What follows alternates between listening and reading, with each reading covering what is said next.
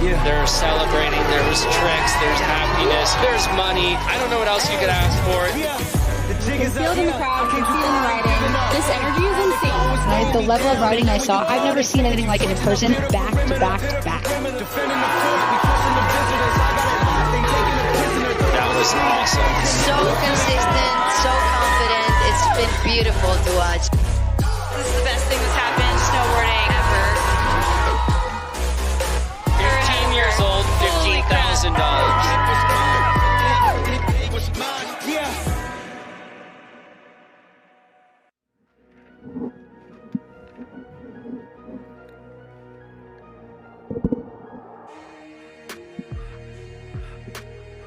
Welcome to the rawest, the most powerful competition in snowboarding. This is pure energy, and the stoke The Uninvited creates is out of this world. Get ready for blood, sweat, and absolutely no tears as the gnarliest female riders in snowboarding go toe-to-toe on this stunning course. This is the finals of the Uninvited Invitational here at Woodward Park City, presented by the North Face. Look at this. Joining me in the booth today, none other than Dara Reid-McLean, one of Canada's finest, an all-terrain weapon, one of the best ever to do it. And are we calling this Chazzle, the jazz on the cheeks here? This is a little sparkle, a little glitter. Just want to get in the mood. You know, it's going to be a big day. We're excited, and who doesn't like a little sparkle? What are you expecting today? You've been here since the very beginning. It's a pretty special event, isn't it? It's so special. You never know what to expect, but the energy has really been growing day by day. Day one was crazy. Day two was even crazier. I don't know what we're going to see today, but I do think we're going to see some of the sickest street-style snowboarding potentially ever. Yeah, if the last 2 days are anything to go by, we've had 2 days of qualifying. We've cut more than 60 riders down to just 20 for these finals.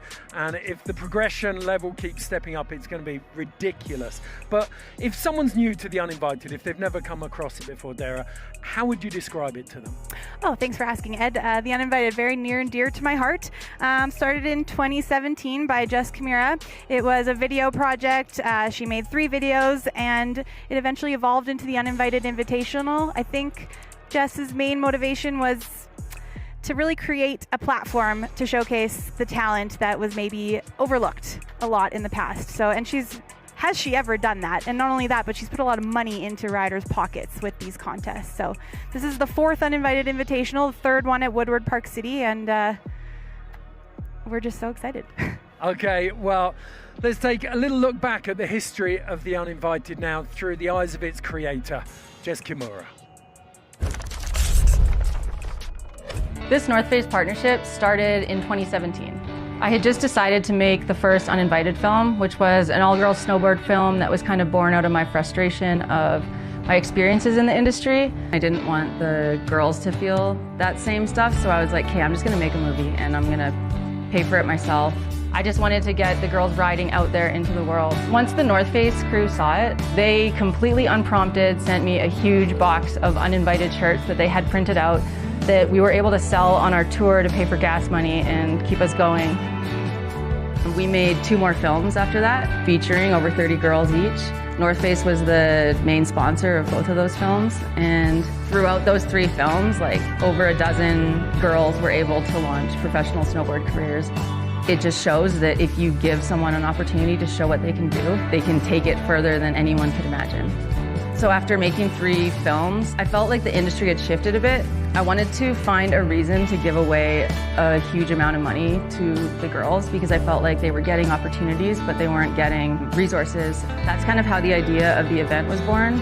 North Face was the brand that really kicked in enough money to make me feel confident that I'd be able to pull it off. And yeah, ever since then, they've been the biggest financial backers of every single Uninvited initiative that I've done. I wouldn't have been able to take it to this level without them. I know that they support what I'm doing, but I also feel like they support me and the girls for really authentic reasons. They're here packing gift bags for the riders, they're putting up fencing and branding, they're on hill before anyone else, and they really put in more hours than any other volunteers. And I've never asked them to do this, they just do it. I think because they know I wouldn't be able to pull it off without them, not just financially, but also boots on the ground, rolling up their sleeves. This goes way beyond a corporate partnership, and for that, I'm so grateful. Well, a glimpse there into what makes The Uninvited so special and its meteoric rise from 2023 all the way through to the event we see here today at Woodward Park City. Now, joining us in the studio, I'm very pleased to say that we have the head of global marketing from the North Face, Sandra Clark. Thanks for having me. Oh, pleasure to have you in here. Your story, I mean, yes, it's a partnership with the North Face and The Uninvited, but this is quite personal for you, isn't it? It's quite personal for me. For me, this moment is all about the values of what Jess Kimura stands for. And that is about pushing progression, human progression, not just women's progression in snowboarding. It's a value that's really important to the North Face as well. Our values are firmly rooted in enabling exploration for all, and exploration is much more than just a physical act of discovery in the mountains. It's also about looking inward. It's also about voice, confidence, identity, and being the best version of yourself. And this moment is all about that brand value for us, and I know that Jess and The Uninvited perfectly exemplifies that. The culture has shifted so much because this is a personal journey for you as well, isn't it? Because it mirrors what, like, you've been in it since the very beginning. Yeah, I'm so lucky to say that I've been with the North Face for 10 years, and I think we're at about the 8-year anniversary of the first film of The Uninvited. So I've gotten to see it from the very start.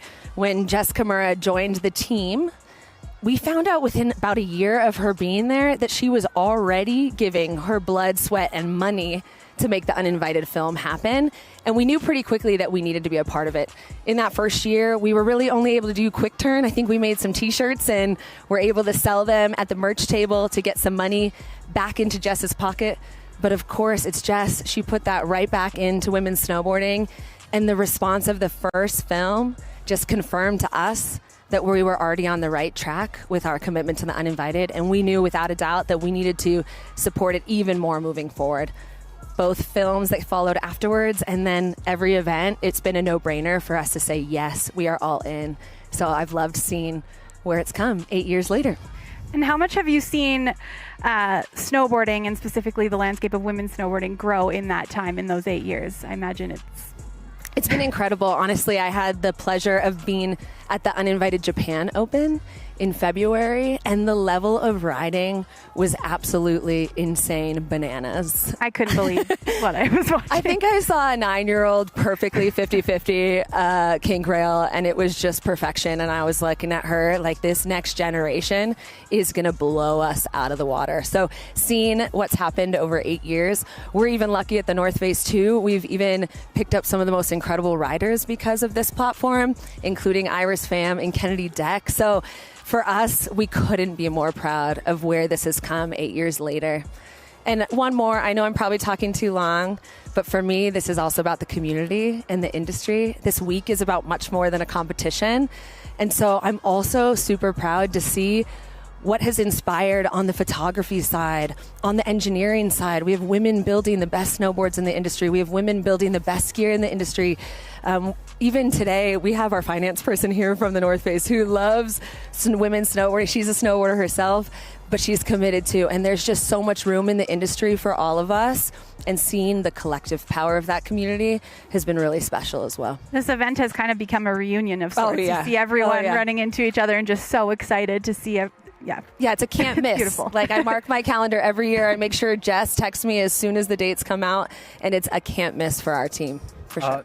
You said it there. You have every right to be immensely proud of what you've created here. It is phenomenal. So many different, 60 riders from 17 different countries representing 4 continents. So it's gone from that initial film project through to a global event series now. It's incredible, and I think we can tease that there might be another one on the way in another hemisphere as well. So stay tuned. I'm not going to give anything away, but I'm just so excited to see what goes down this week with these incredible riders. They are going to show you human grit, resilience, power, strength, and collective community, and I can't wait for what's next. Do you want my job?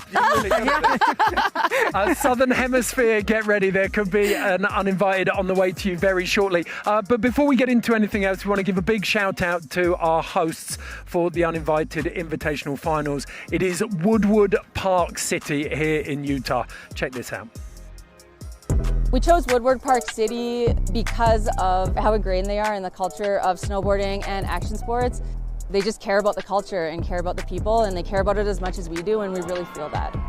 A lot of people don't realize like what girls are capable of in snowboarding, and I think that the whole progression-based model here at Woodward is something that people are already opening their minds to, so if they're able to look up and see what the girls are doing, maybe they'll be the next generation.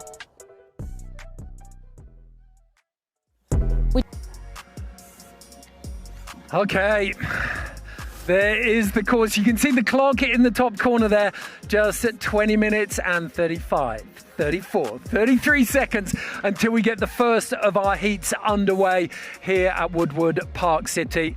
It is Disneyland if you're into action sports. The snow's melting here, you might have seen it, and there's a post-apocalyptic feel to Ben Billock's creation this year, kind of the concrete and the rust going along with all of that dirt. It's been a difficult season snow-wise. They haven't had a lot of snow in Utah, but you can't tell by the setup. The course looks amazing. Ben Billock, again, has done an incredible job.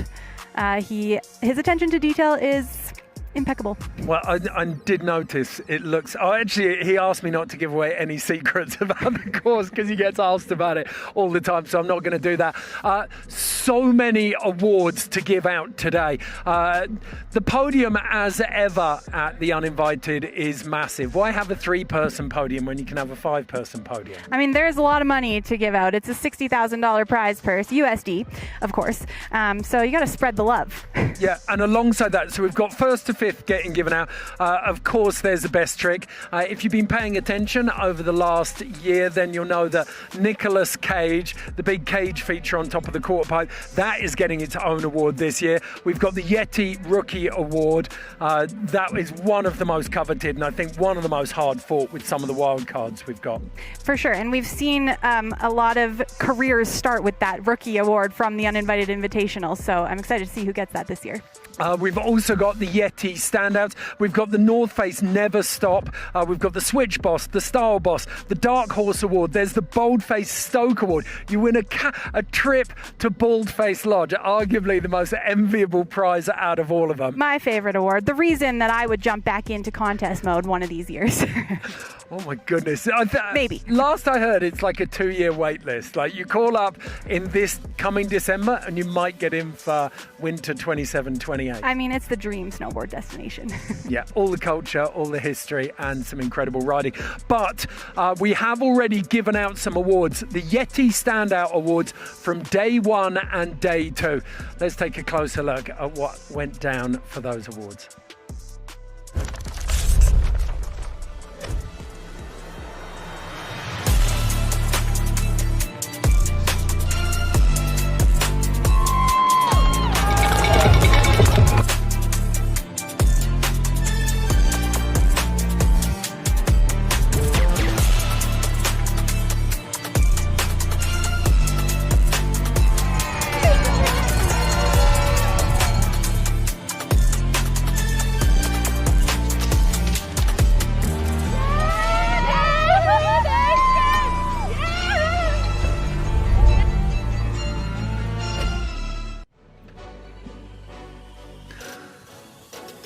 Welcome back. That was the Yeti Standout highlights. Unbelievable first 2 sessions, Dara. I don't know how the judges chose just 6 riders to get those awards. Well, I made a little note. We were sat there just vigorously note-taking, making notes of every single trick of note that went down, and I had a completely different... Day 1, I got it exactly right. I got the same 3 as the judges. Day 2, I didn't get one single right. I mean, I ran out of room on the paper just noting down all the crazy tricks that were happening, so... It's such a mouth-watering prospect what is about to go down. Now, one of the most important things to note from today, we also have the People's Champ Award. So if you're watching this on YouTube, you'll be able to see the comments section. Stick a name. We have a guy called Eben who's running this. He is a genius, and he has managed to write an algorithm so that it is 1 vote per viewer. It will only open up for the second heat of riding. So we've got 2 hour-long heats of riding. There'll be a half-hour gap between them, but for the second heat, you'll be able to chuck a name in the comments box there, and every single vote will be counted, and that will be the People's Champ. Huge prize purse on that as well, isn't there? is there. I think it's like, I don't want to say, it's at least 1,500. Uninvited just wants to give money to everyone. Yeah. It's So pretty generous. much the price is right, but you've just got to shred for it. So yeah, participate. That's a fun way to follow along and be with us. Yeah, please do that. And we've also got a super chat function on the YouTube comments. So you can donate a little bit of money, and any questions that come in, I'll be putting them to Dara. We've got Jess Kimura will be in the booth. We've got Jill Perkins will be in the booth. We've got AJ McCord's coming in the booth. If you've got any questions for any of the guests, you've got questions for Dara, even if you've got questions for me, chuck them in the YouTube comments. We'll do our best to answer them if we get time between the action. But if you pay, it's a way of jumping to the top of the queue, and we will be donating to any one of 3 charities. We've got Save a Brain, we've got Stay, which is Somebody's Thinking About You, which is supporting mental wellness and suicide prevention in action sports, and then we've got We're All Mental, Laura Rogowski's non-profit. So if you donate to get your comment to the top in the super chat, then your donation will go to any one of those 3 charities. Really excited about that one. Now, I'd said we've got 60 riders from 17 different countries, but we've got the wildcard system. It does say the uninvited invitational, but technically it's an open, isn't it, with the wildcards? I mean, yeah, the riders from all over the world have the opportunity to submit a video judged by Jess Kimura herself. Here it is. We're watching some of the submissions. And we've seen some of these wildcard riders come through, and I mean, Jess Perlmutter was one of them. She won the Uninvited Invitational last year, and look at her career now. It's insane. It's been a phenomenal journey. We had Erin Alexander came in, Anjiu Matsuoka, Momo Maha. Unfortunately, injury has kept Momo out this year. And as well, Alexandra Plasinia, the Russian, couldn't get a visa to come out. That one was heartbreaking. She would have been an absolute sender. And then yesterday we saw Midori Ashima, the Japanese rider, taking out the one of the Yeti Standout Awards from day 2. Phenomenal journey from wildcard to Yeti Standout on day 2 in one of the most heated sessions. And I think she's just getting started, really. It is. She came, what I love about that as well, she came kind of dressed as the wolf from Little Red Riding Hood. She'd taken her uninvited bandana and kind of put it on backwards, and then proceeded to rip the course to shreds. It was beautiful. I think she's about, 15, 16 years old, but she was dressed like her nan. Yeah, came in full Nana Steves. It was like thrift store chic. Now, this year, for the first time, we've had a couple of opens that have brought us in as well. So if you're in Europe, you could head over to Meyerhofen and the Penken Park and join in with the European Open. Place there and you win yourself a spot at the finals here. Let's take a closer look at that Meyerhofen session.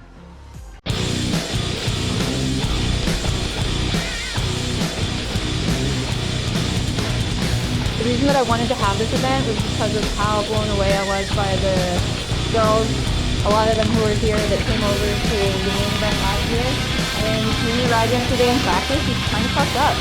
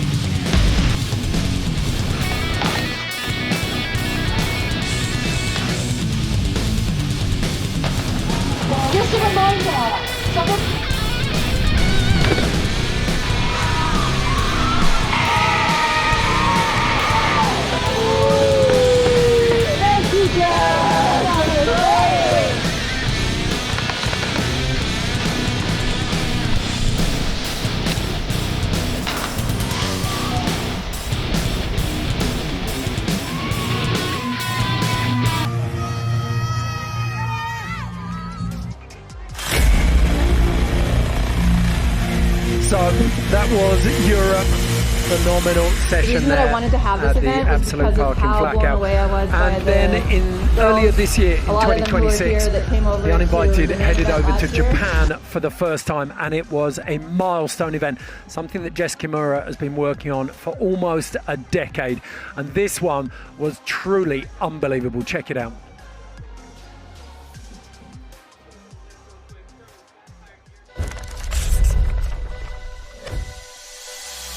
Remember when shit went down? You were there, you was out of town. I was out of mind, you was out of bounds. Go round and round, wanna phone no tantrum. Wanna work my cost of sound. Too many nights with no sleep. Turn my kids around me. Living in 5D, living in 2D. Drop the sweets in the shadows. I'm not keen for reality. No need for here we are. But here we are. But here we are. But here we are. But here we are. There's no need for this, but here we fucking are. Oh yes we are. Oh yes we are. I'm not keen for it, but here we fucking are. Oh yes we are. Oh yes we are.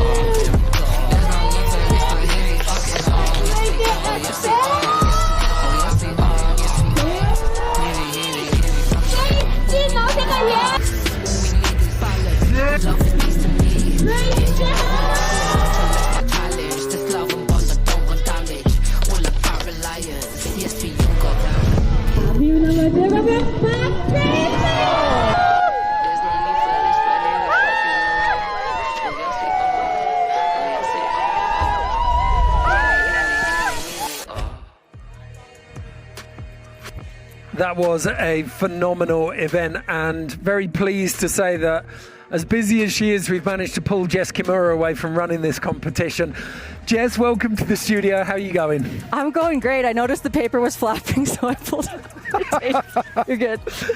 Always an event director.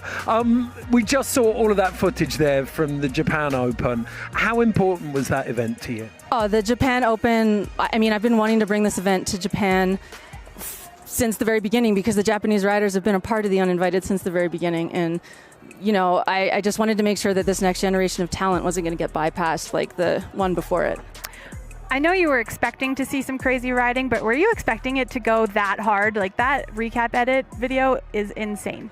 It's crazy because I feel like I'm the person that has the most faith in the girls, yes. And I every single time just get like my expectations blown away. Well, the fact that 3 of the wildcards went to Japanese riders and those 3 have all made it into finals today, I think speaks to just how much talent there was laying in wait ahead of that Japanese Open. Yeah, 100%. What is it? Is it something in the water in Japan? How is so much talent coming out of that country? I don't know. It's like, you know, maybe it's because they're just never satisfied with how they do it. They just want to do it better. I always get little Instagram messages after like, "Dear Mr. Jess, I'm so sorry for my performance. I will work harder and improve for next year." And I'm like, you're literally got second. So it's the work ethic. It's the work ethic. But they grew up almost in a bubble, didn't they? There was very little support from the industry or Japanese snowboarding for the type of riding they wanted to do. Oh yeah, absolutely. I remember pushing, and I don't want to call anyone out, but pushing for these girls back in the day, and I'm talking 10, 15 years ago, and I just would come up against a wall, either like, no, they're coming to, I'm not going to say it, but there wasn't the support, even though the talent was there, and it was so frustrating for me. Right, we can take a look at some of the riders now that we've seen. There's some ridiculous footage that comes out of like some of these riders. The edit, I watched, I think it was Miyu's, it was Miyu Oshi's edit for the Wildcards, and she's mirror imaging most of her tricks. She's an unbelievable switch game. Yeah, we're really lucky that we do have the leg tags so that we can see when they're going switch or not. But yeah, we're going into this uninvited alum piece right now. This is Hiromi Takahashi. And so this girl, I was riding with her back in the day. I want you guys to know this footage is over 10 years old. Some of it's 15 years old. And I want you to see this and see that the talent was absolutely there, but you also see that she's riding a different brand snowboard every 3 shots. Because riding would stand out today. Yeah, absolutely. You're saying it's 10 years old. This is 15 years old. Okay. It's outrageous when you look at it. It's so difficult to look at a time capsule, and it, like you say, it's totally, this would be a standout part today. 100%. You can just tell by the fashion choices. Wow. And the grade on the video as well. Yes, exactly. But yeah, this is Hiromi. She is amazing. She actually was our MC at the Japan Open that just happened. So it was so cool to see her. And this, I mean, everyone needs to know, this is Mion Yamaguchi. She is the godmother of Japanese snowboarding. You want to say why all these girls are so good today? It's because this was the girl that blazed the trail for all of them, and that every time I would make an uninvited film, she would go around and gather all the other girls' footage and give it to me. And I mean, it would have been a really easy situation for her to just say, I got the spotlight, I'm taking it. But she didn't. She turned around and pulled everyone up behind her. That's why Hamari is here. That's why Hinano is here. That's why all these girls are here with that style. And I'm sorry, I'm out of breath because I feel so passionate about it. I mean, we have Yuri here today competing, and she was in the uninvited films, and you told me that Mion had hand-delivered a hard drive of Yuri's footage to Yes, you. exactly. She went out and got it and made sure that she got it into the hands of our editors every single time. But do you think that the passion that you've just described, it reminds me of someone else? Like, it's a reflection of what you're all doing. It's that lovely, even though it's global and you're separated in a sense, these scenes are growing up independently. The communication that you have and the heart that you're showing, the passion that you've got, it's contagious. Honestly, I feel like Mion is like, and Hiromi is my soul sister. Mion's my soul sister. We all have that same passion, and we all want to see the girls succeed. Jess, why is it so important to you to create and share these opportunities with these other riders? Because I didn't have them, and the girls around me didn't have them when they had the talent. Like, you know, back in the day, it didn't matter how good you were. If you weren't one of the chosen ones, good luck getting anywhere. It was pretty difficult back in the day. And I imagine especially so for people outside of North America. Yeah, where the budgets are even smaller. Yeah. Okay, you can see the countdown clock now, 4 minutes and 30 seconds until we get stuck into the action. Jess, you've got my cheat sheet in front of you. Who are you picking? I don't know. I mean, Hinano, Hamari, I think Jess Perlmutter might be able to take it, but there are some really sick dark horses in there. Marie Coleman, May Morelli, Livia Tano. You're just going to list everyone. Yeah, I don't know. It's hard not to put your money on Jess Perlmutter based on last year and what she was doing in qualifiers. Based on yesterday. It could be anyone, really. It could be anyone. Got a pretty good I think Livia Tano's work ethic, she's getting something today.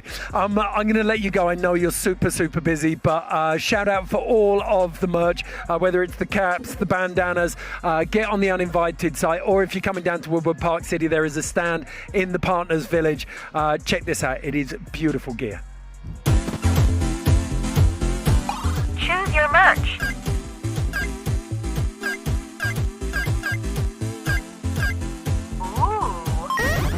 Nice choice. Support the girls. I said support the f***ing girls.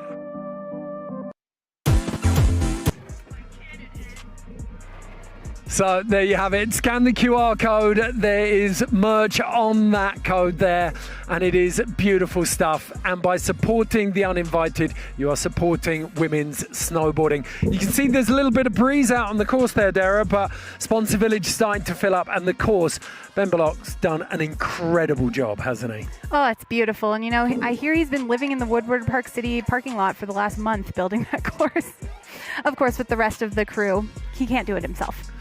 Okay, one of the toughest jobs today, undoubtedly, alongside Jess as event director, is judging.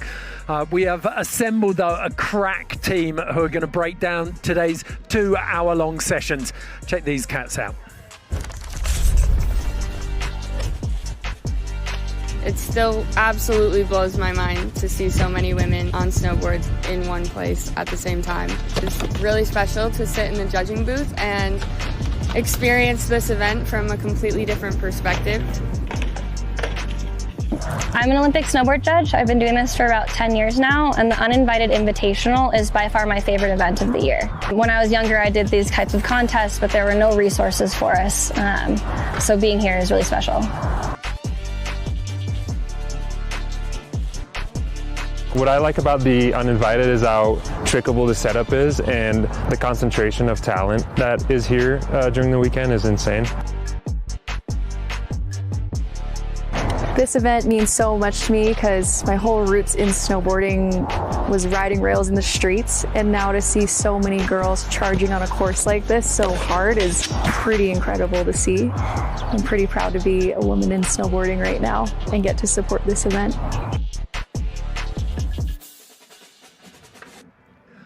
Talk about being judged by a panel of your peers. That is a heavy-hitting judge. I mean, I think I would be a little nervous, but also pretty honored and proud to be judged by that crew.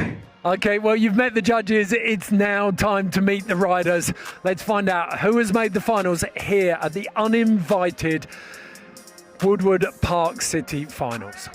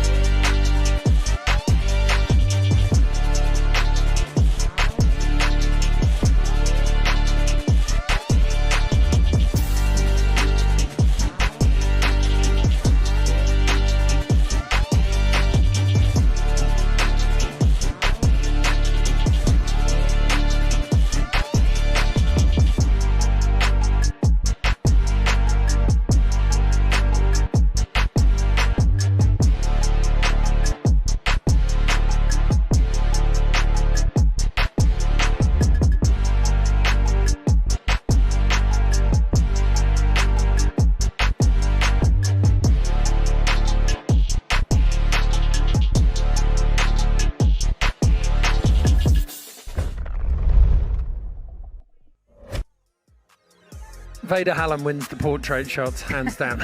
They all looked good. 20 riders from, I think, 7 different countries and 4 different continents. It is a pretty impressive lineup. Have you got some favorites? Well, like I said, it's hard not to have my money on Jess Perlmutter, but I mean, Hinano, Midori, Savannah Shinsky, of course. There's so many amazing riders out there. I'm not going to put a name on it, but on the strength of what I've seen, I think it's going to be pretty hard to look past the Japanese riders. Okay, up at the top of the course, it is the first rider to, might be second rider to drop. We might just have missed Anjiu Matsuoka, but Bella Warren is in the tent there, ready to drop. She had a banging second session yesterday. Energy looks good up there. Looks like they're all pretty stoked. Yeah, so Bella out of Bloomington, Minnesota, 21-year-old, the B unit. She's got 6 switch game. She had switch front boards on lock on day 1. Bella won the Bald-Faced Stoked Award last year at the Uninvited Invitational, so. Has she used it yet? Maybe try and win it again this year and then take a friend. Yeah.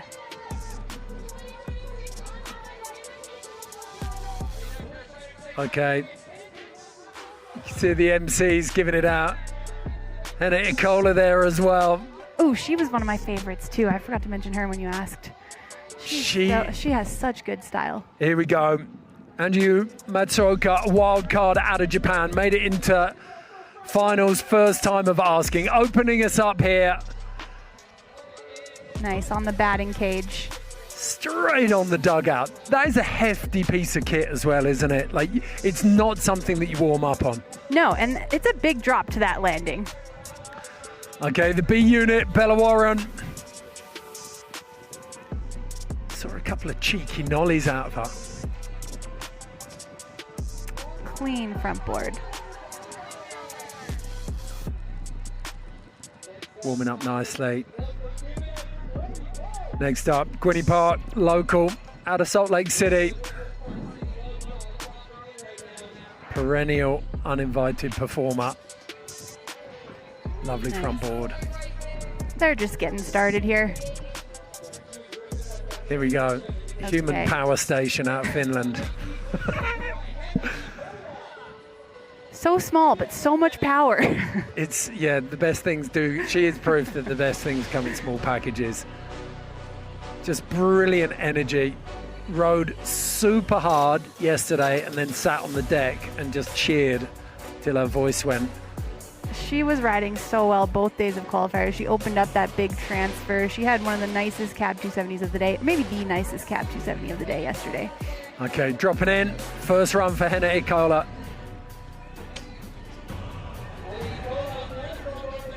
Nice front board. Oh, getting up there. Yeah. On the Nicolas Cage. So we have the batting cage and we have Nicolas Cage, and don't get them confused. No. I'm confused because I always think in my head that the Nicolas Cage should be wooden. Right. Boom. Sorry. The dad jokes will keep coming. Oh. That blunt slide through the down flat down. Making that look way. Hinani Sakamoto, remember that name. She is going to be busy today. She made that Nicolas Cage ride look way smoother than it had any right to be. Hinano, she was just looking forward. Dynamo. Yeah, looking forward to watching her today. Okay, now Jalen Hansen out of Hastings. Oh, the nose press. That's her trick. She's the nose press master. I see plenty of more though. You can't, like, they never get old, do they? Good nose presses. Not from her. Java Jordan. Love the fit. Got super tech, didn't she? This is Java, not Jess.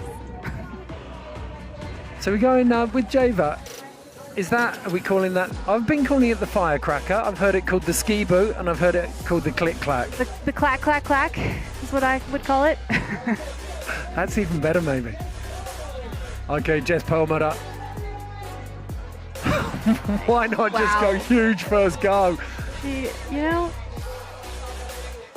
total disregard for her knees at that age. You don't have to worry about them when you're only 16. I was going to say it's inherent at that age, isn't it? But coming from the wrong side of the dugout as well into that 50 front three.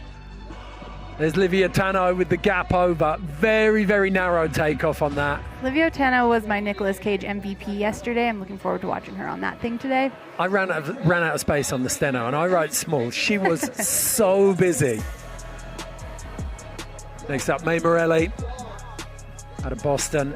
Nice, that was smooth. She's got lovely style, hasn't she? That afterbang on all of her tricks.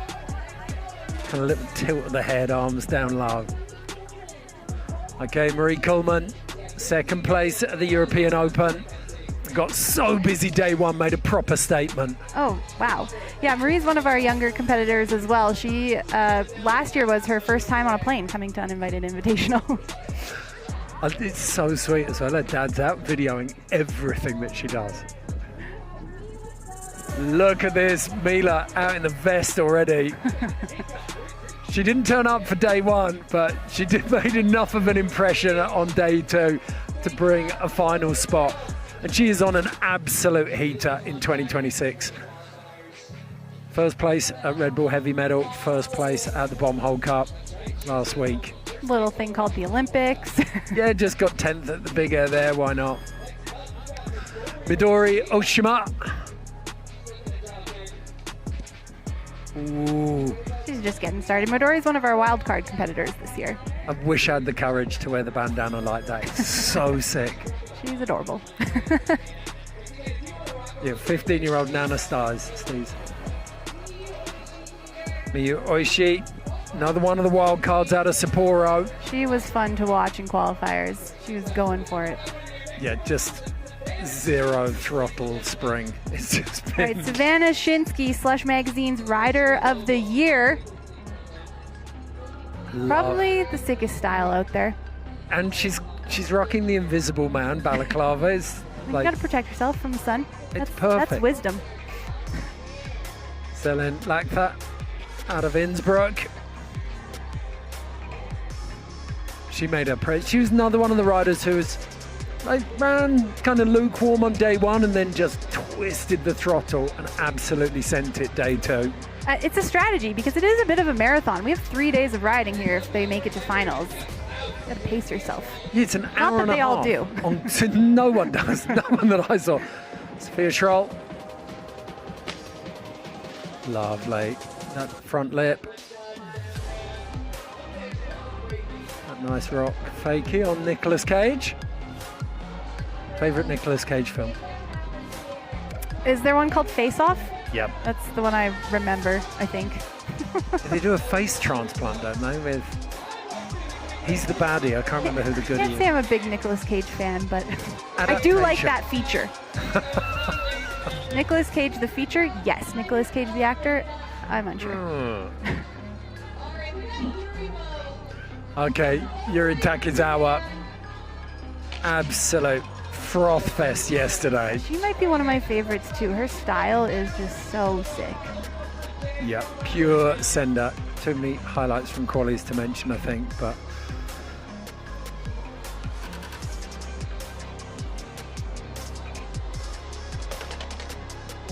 that's 50 on the click-clack. Okay, so sled laps running up the lookers left of the course. We are up and running. Those were the intro laps. That was fast. Real fast. So we're going to see a lot of snowboarding today. I think we're going to see a lot of hammers go down. Yep, we got 2 1-hour sessions. Kamari, that was such a nice blunt. So Jess managed to tempt fate this year as well. She really wanted some lightning on the logos. And there is a mild chance of a thunderstorm rolling through Woodward Park City today, but I think that's just going to add to the drama. It all makes for an exciting show, and that's what we're here for. Okay, Bella Warren, beautiful nose slide through the down, flat down. Oh, you can see the wind whipping the signs up there. I quite like this though, because it means like when it just whips up like that, it's a squall. Yeah. And you know, oh, that was nice. These girls are fierce competitors, so I don't think the wind's going to hold them back at all. That's the joy They're locked in. A rail event, isn't it? Yes. You can run it in nearly anything. Lightning might be the only thing that stops us today. And look at the people, like the crew who are watching, the 40-odd riders who didn't make it through the finals. They're the ones making the loudest noise down at the bottom of the course. So I think everyone's just excited to support women's snowboarding and cheer the finalists on. Gwynnie Parker, tall glass of milk. It's one of the hardest things in snowboarding if you're tall. I know this from experience, is making it look good. So is that an expression, tall glass of milk? I've never heard that before. Usually it's tall drink of water, isn't it? Okay, that one I've heard. I'm not a big fan of milk. It's called a malapropism when you purposely mix up the saying. Are we talking almond milk? Oh, go on, Mila. Oh, nice. Remember, the world's your lobster. And it's not rocket surgery. The world is my shellfish. Okay, look at this. I love this already. The cameramen having panic attacks because there's so many riders on course. Livia Tano.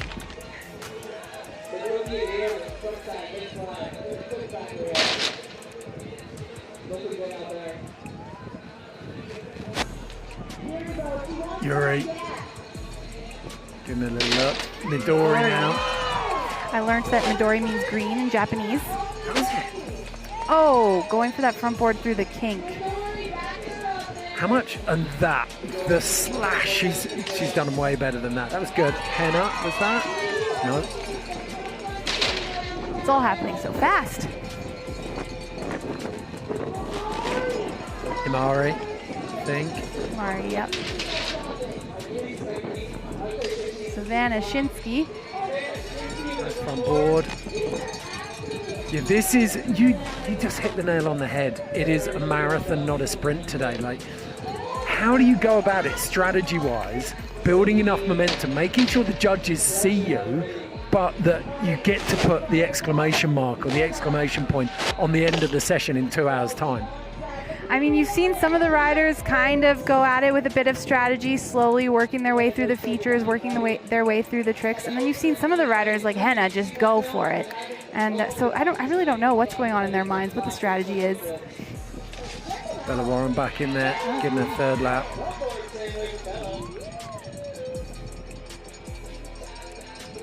Getting a 2 out of the down bar as well. I reckon a really strong start. Get yourself in the judges' notes early. Maybe then start working on some hard stuff, but I reckon you've got to save something. Make sure you've got your ender for that last 30 minutes. Yeah, you don't want to put it all on the table right away. Although, Jess Perlmutter doesn't seem like she's holding back. No.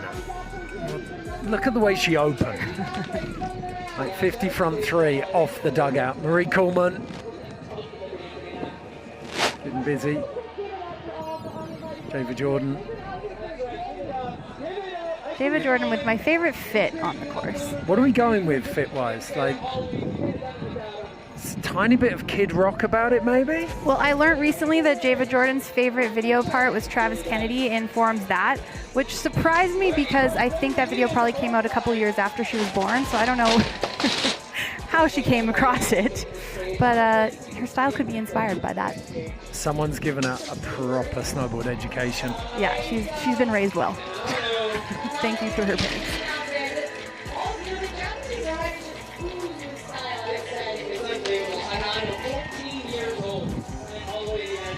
Ray Morelli gets stuck into down, flat down. Joy, back up already. Nose press on the firecracker. I like that. And a proper tail slide. If she could get crail grab on that. Mila Stalker. Of it, 50 front 1 off the dugout. But, I mean, that's one of the things we noticed through the first 2 sessions. Like, you've got to get busy on everything.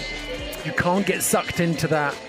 Like the rider's right hand side of the course, click clack and the down bar, so easy just to get focused on those. Yeah, and I think that would be a huge challenge for me, and probably a lot of these riders, they come from a background of filming in the park, filming street video parts. They want to get their tricks perfectly, so they could get stuck on a feature trying to really perfect the style and perfect the trick. But you got to move around, you got to hit everything.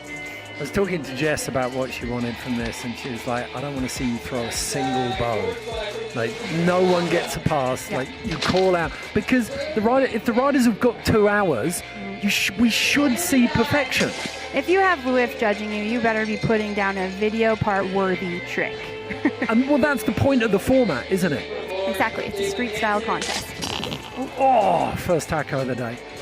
We're going to see a few of those, and it's okay. They bounce right back up. Tough riders out there. Look at this. Good to see that squall's kind of blown through a little bit now. Weather's starting to settle down. Maybe the weather was just getting excited that we kicked off. Yes! Had to tease us a little bit. Savannah back on.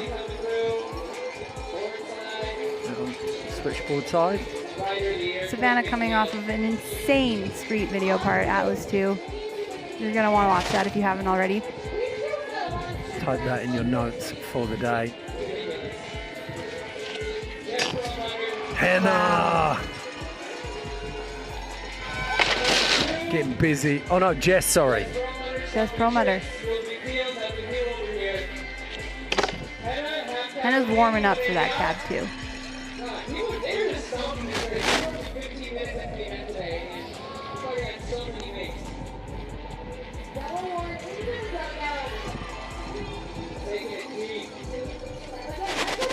Bella Warren, I think she's hit nearly everything. I think the planter gap's the only thing she hasn't been on.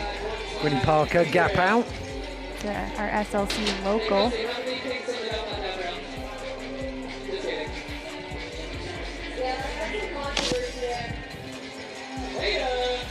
Veda Helen, the 270 off the down bar. Veda Helen, no stranger to the street style contest scene. She's been at every uninvited invitational, Red Bull Heavy Metal, X Games. Fierce competitor.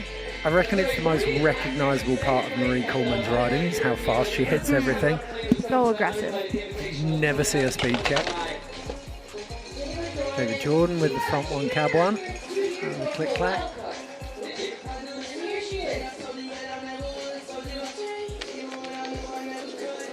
Love how quiet May Morelli's style is. She's a bit of a dark horse, I think. Kind of want to do ASMR on it. Just whisper the commentary.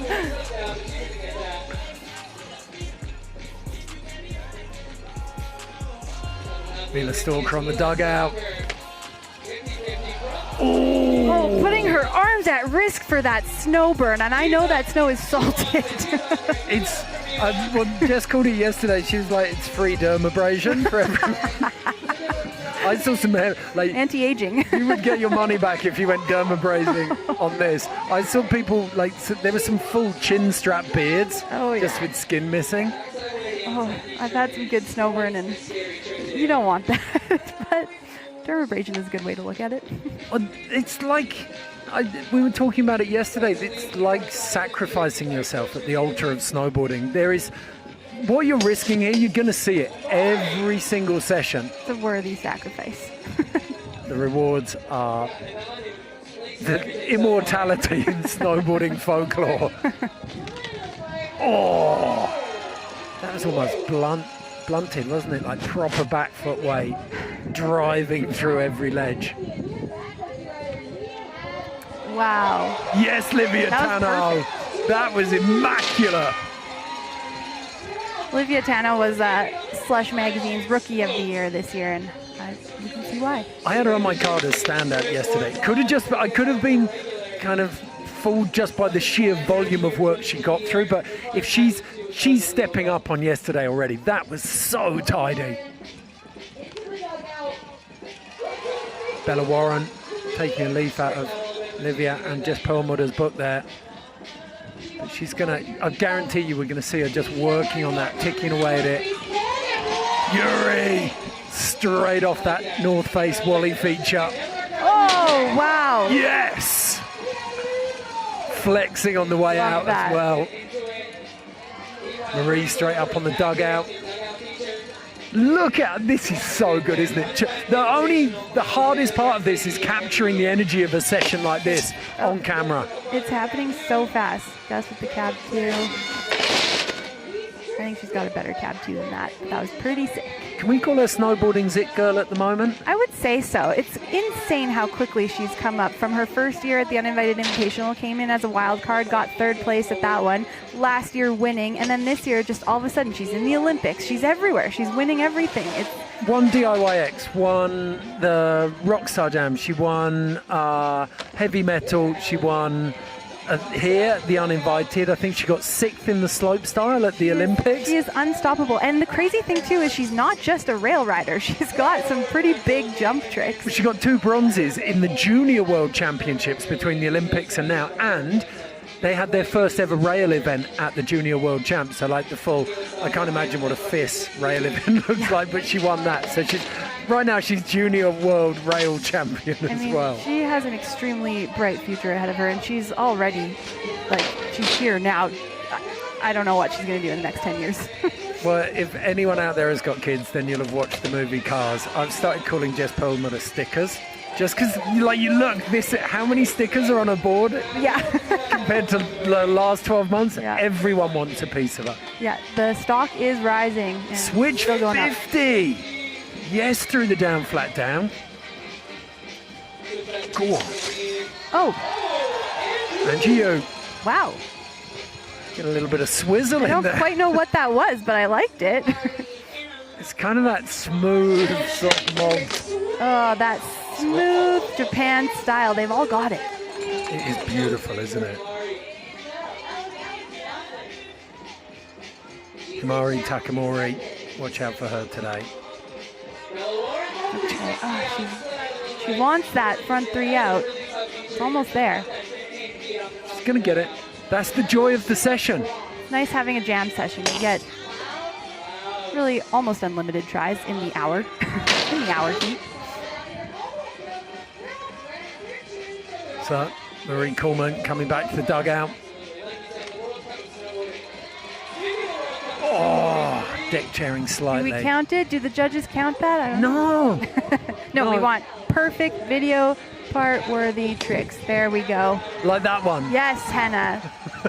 I said she did the sickest tattoo of the day yesterday, and there she did it again today. In my head, like if you went inside Henna's brain, it'd just be playing Slayer at full volume all the time. No, I think she's into the rap music.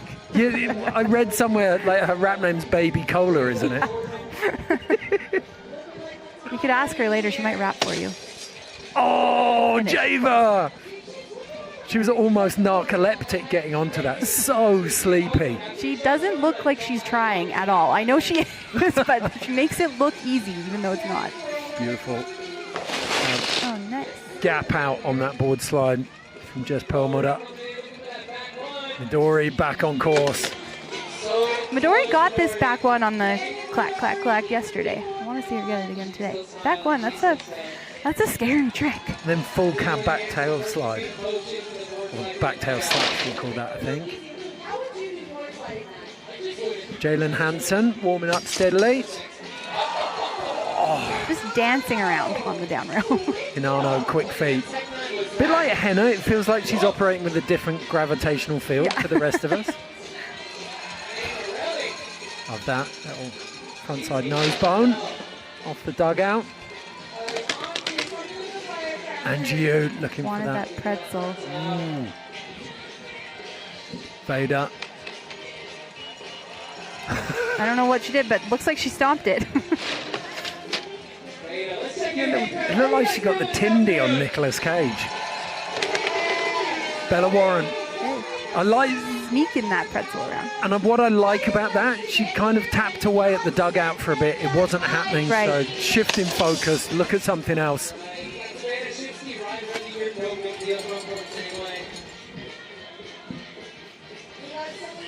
Coming in switch.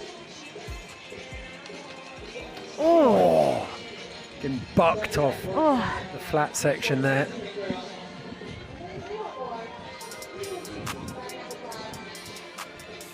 Who?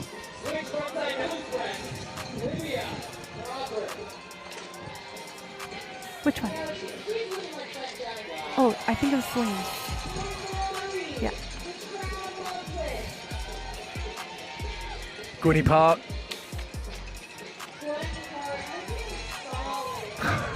All smiles down the bottom. Crowd and their signs. T-Bird looked lost. That was a nice front board pretzel. That's one of the big things. We'll take a closer look at it later, but everything that happens around the uninvited, Henna back on course. Okay, big gap. Front lip. Mila. Looking for the click-clack or the down bar? Nice. Looks like she still has most of her forearm skin, so. She's Aussie. Sun will have hardened it up. Right. Nice front blunt 270 out from Marie. One of our younger competitors. Midori, come on, looking for that back one on the click-clack. Oh yeah, couldn't have done that better, Midori. And what I love about it, like we talked about how fast Marie rides, Midori rides super slow. Which is arguably more challenging to do a technical trick like that. Like, I like to go at things quick so you're done and over with it. It's like riding a bike. Like, you're trying to balance, and the speed she's doing it, that's like a unicycle. Yeah. It is so tough. And that was video part worthy. Exactly what you said. Lift's gonna like that one. Yuri looking for the nose press on the bottom of that DFD. Oh, I'm properly up on the tail of Nicolas Cage.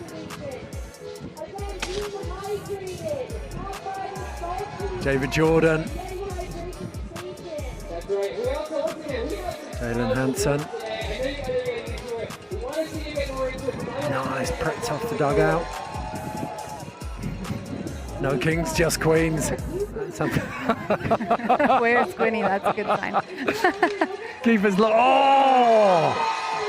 back tail from Himari. And you.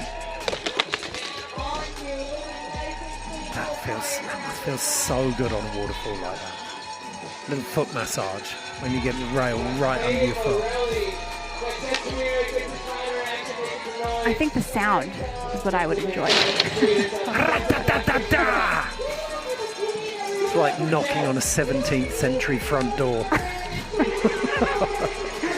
One of the giant lion brass knockers. Bella Warren. There you go. And she nodded her head on the way out. She heard me now, I'm sure. Beta Hallen. The switch lip 270. Lovely. She's done some great work with the fleece, the bindings, and the top sheet, accessorizing as well. It's matching.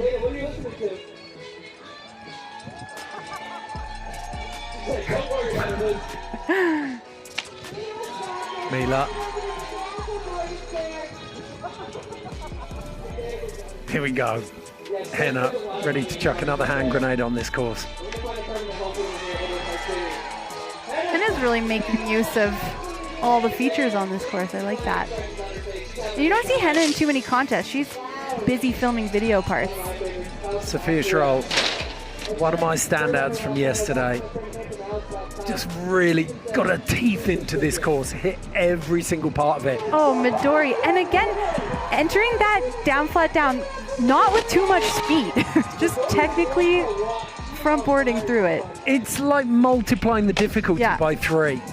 And so square on it. She is the dark horse. She has just stepped it up, stepped it up, stepped it up. Marie Coleman gapping out to front board on that down, flat down. Feels like we're getting a little bit of heat in here now. This session's starting to... Yeah, it looks like they're warmed up. Everyone landing stuff as well. Touch wood. Please don't let me have jinxed that in any way.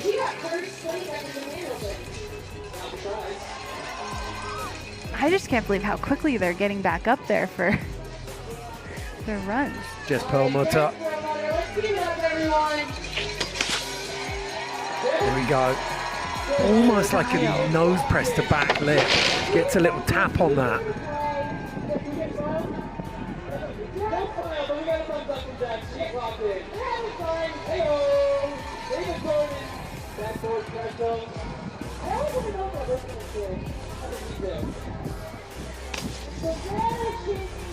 Savannah Shinsky, that was a clean front blunt 270.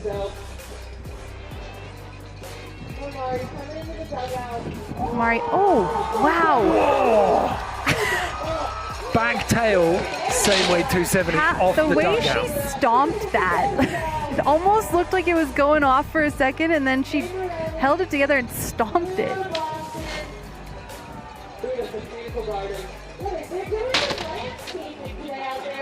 Lovely.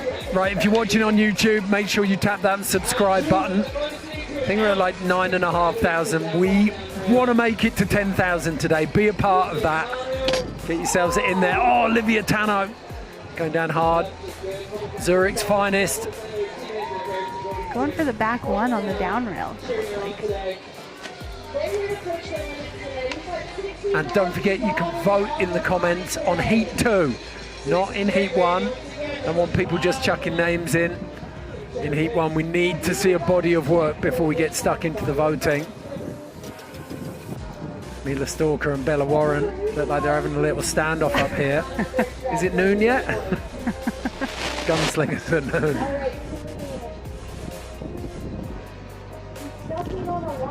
Celine. Clean back one 270.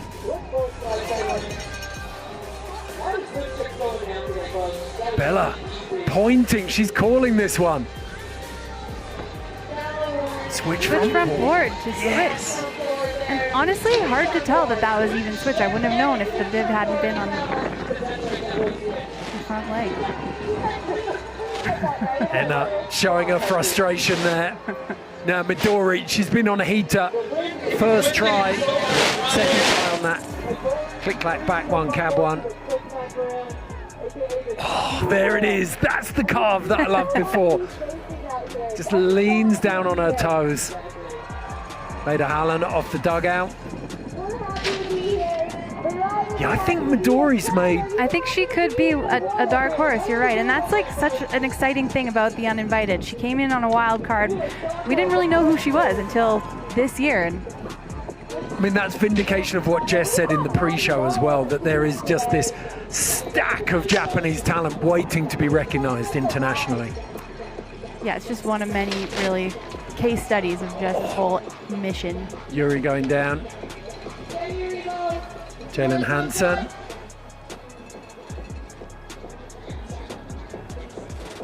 Okay, Marie. 2 on, 2 off. I didn't expect to see that from her. Very smooth, wasn't it? I mean, I shouldn't be surprised, but... Was she... Okay, the question, I'm picking hairs here, but you know that the judges are going to do this. Had she got that 270, did she squared it off when she landed, or did she swivel on the rail? I think she could have gotten a little more square on the rail for sure. Oh, Jess Perlmutter. We saw that yesterday, that immaculate front board, and then just leaving it shifted out for the drop. And you looking for that really nice blunt through the down, flat down. Oh, the back tail same way. Hinano. I want to see that. There's something special about the way she gets on her back foot. Yeah, the squat. Yeah. Like, I reckon she just does pistol squats. Jess was telling me she's just been doing push-ups every day. I'm not sure why, but... I don't know how the arm strength helps with the back tail, but... Why not? Just got to get the energy out. Yeah. Oh, gotta do Mr. Jess. I'm gonna do push-ups. Yeah, Jess told me about that actually. A lot of the, like Jess said in the pre-show, that a lot of the athletes message her afterwards. Hinano's been messaging her every day in the build-up. Mr. Jess, I am waiting every day. David Jordan. Trying to find her mojo there.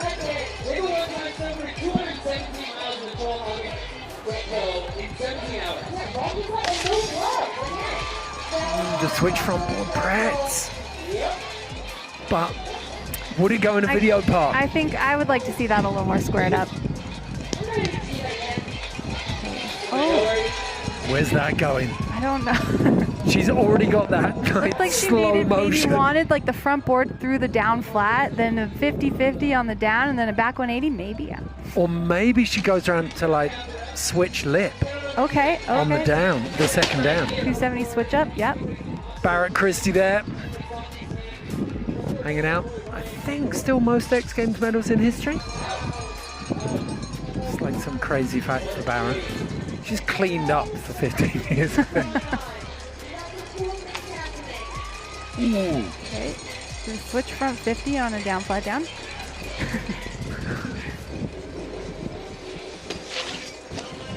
Savannah Shinsky.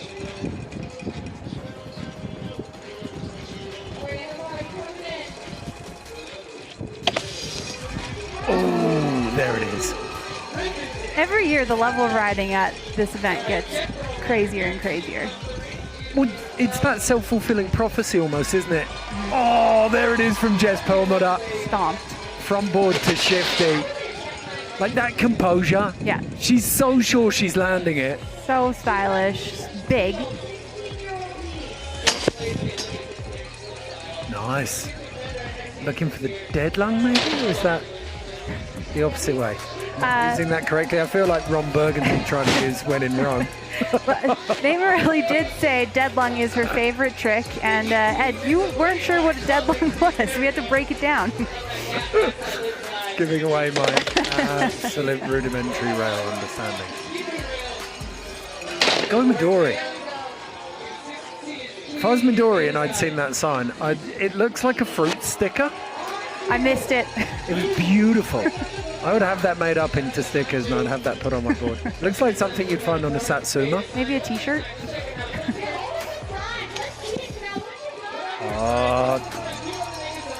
Selling. Celine's coming back from an ACL injury. I think she's pretty hyped to be back on her board, and especially to be in finals today. It's a big one as well. Yeah. It's all these riders face adversity like that. We've all come back from big injuries, but it's always mentally a bit of a struggle. But I always say that with ACLs. They tell you 9 to 12 months physically, but I think it's much more like a year to a year and a half mentally to get back to the same spot. So to see her charging is...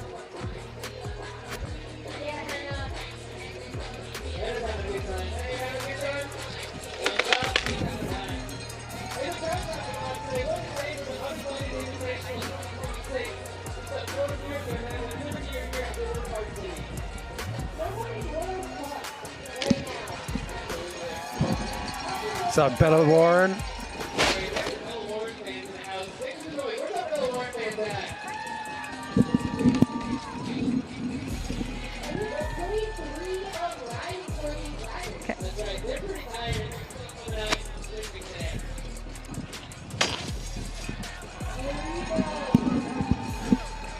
Yuri. That is one of my favourite claims I've seen in snowboarding, the double flex. Love seeing the excitement. Oh, Midori. Okay. So I think she is going for some sort of switch up there. Yeah. A little 3-trick-in-1 combo. I almost don't want her to do it there and eclipse that ridiculously perfect You're right. low speed front board. I don't think she can get anything. I mean, I shouldn't say this, but the front board was very, very nice. Yeah, like leave it, go somewhere else, do something else, at least for a bit. Maybe save that for second session. Just Perlmutter. I wonder if she's thinking about the front board pretzel off of the batting cage. No, she's got a mean front board pretzel in her. David Jordan coming back at this down bar. Oh, David Jordan, I like that.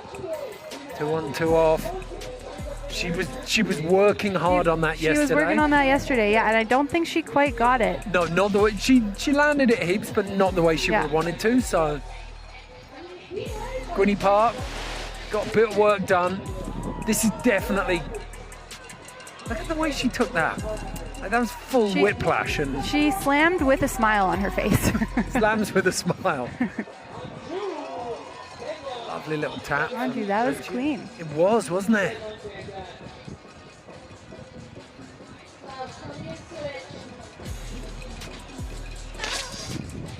Oh, that was a great angle. That fisheye, just see the front foot dipped. Fade up. Lovely. Nice Light work slide. for Veda. Playing with Nicolas Cage. Oh, the way she just whipped that pretzel around. Such quick feet from Himari. Bella Warren, smash at the thighs, psyching herself up for this one. Front board, to the down, flat down. The difference in speed that she took at that front board compared to Midori's. Yeah, Midori's at like knitting speed, isn't she? Yes. Hey, Morelli. Give it your best. There's a hidden message in there somewhere. Oh. Such a nice message. Just try your hardest. Marie Coleman, 50-50, back 3. Nice. Was it good enough for her though? There was a tiny sketch in there, but... Okay, Jalen Hansen. Getting that switch from 50-50. Terrifying thing to do on a kink rail, in my opinion.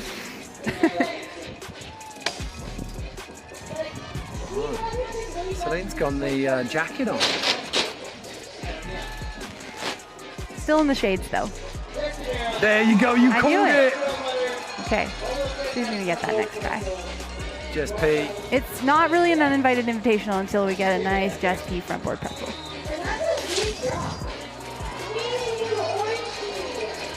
Mew, that was beautiful. Beautiful, Ed. I said it. If I don't end up adopting your accent by the end of this, it's going to be a miracle. You've got to give me a gorgeous by the end. Stunning. Absolutely stunning. Okay, Olivia Tano. Slammed with a bandana off, and looks like she's leaving it off now. Letting the hair fly. Unless the camera crew missed her, Looks like she took a little bit of a break. Mila back on as well. I think that's really smart if you give yourself 5 minutes here and there. Yeah, like we've been saying, it's a marathon. Oh, Anju. That was a nice no slide pretzel.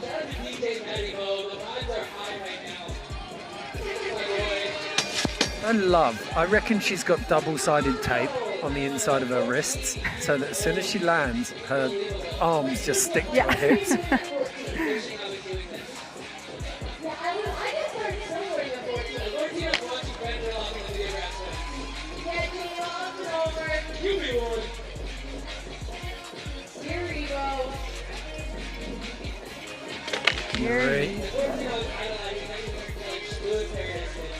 Yuri won best trick at the Japan Open this year. I wonder what she's got for us today. There's pride involved in that. She wants a slice. Gwynny Park getting a big cheer as well. The Japanese riders, they come here to throw down.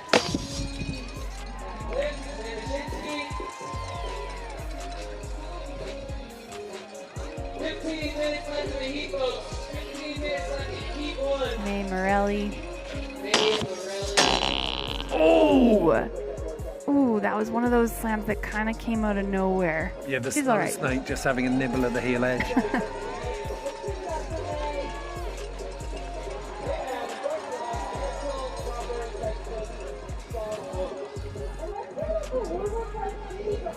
Hey, if you're watching the YouTube stream, get yourself in the comments. Any questions you want to put to me? We're going to have Runa's daughter in the booth. We've got Dara.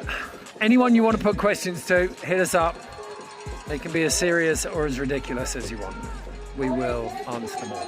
We got Ilfa, Iceland's finest, coming in the booth soon. Come on, Jess. Get it. Fish roll. And then switch slip 270. Nice. That was lovely. So I hear she has a nickname. She's called Klaus because she loves giving gifts. Santa Claus. Ah. Oh, there it is. Just getting busier. So from board to kind of no slide. Oh. The combo tricks. The Japanese riders are loving the combo, the switch ups. Himari's doing Fred Astaire, isn't she, on that? I love to see just the smooth, solid one trick through the whole kink rail myself. But the combos are fun too. Henna told us exactly what she was going to do with sign language up at the top. Oh!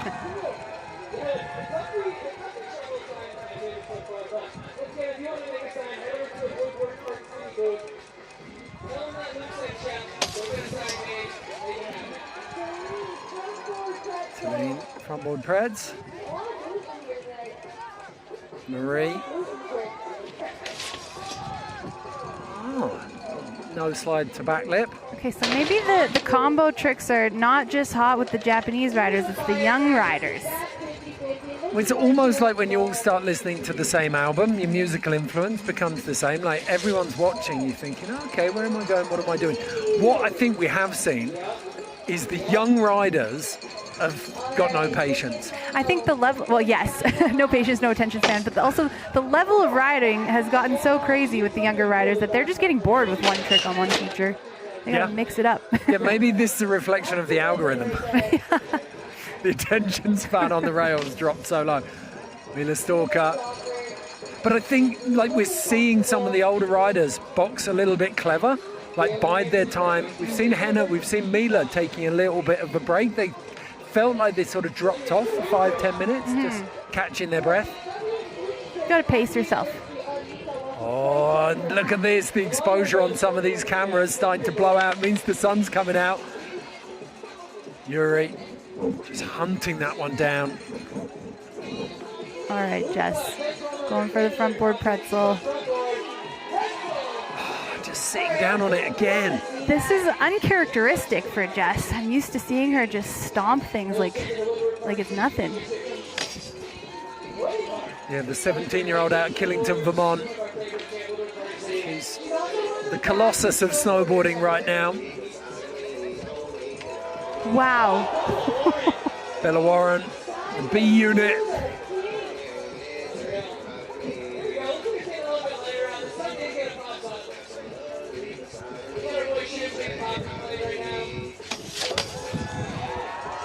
Just dancing. Yeah. Mari Takamori, Advaichi. Savannah Shinsky. Now Midori's back in. Okay. Yeah, she's moved on to the batting cage. So she's got tricks, like big tricks, down, flat, down. Yeah. Click, clack, and now looking for the batting cage. David Jordan. I wonder what she's listening to. She can do that better. Like, we've seen how high she set her standards. Oh yeah, she'll clean that up. Properly on top of that dugout then.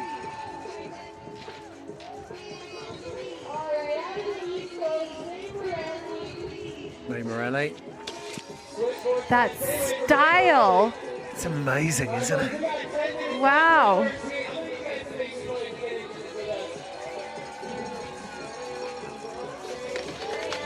May finals. Oh, For the back lip, it looked like. And you. Straight up. I swear there is something in the water in Japan that just makes them 25% tougher than everyone else on Earth. Yeah, they bounce right back up. They just refuse to show pain in public. They're either the tough. Oh, They Hannah. refuse to inconvenience anyone, is what it is. They are far too respectful. What do you think, that they're just really that tough, or do you think they just store it all up and then go home and cry their eyes out? I think they're really that tough. Yeah, agreed. Ooh. Switch 50.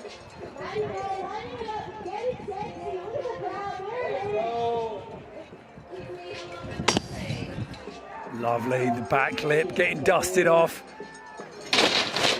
I haven't been paying attention to absolutely everything, but I think that is the first back lip. See, there it is, Jess P. Oh. Tiny bit back seat. I think Jess might be getting frustrated. I don't know if she should move on or if she'll get it. Sophia Schroll.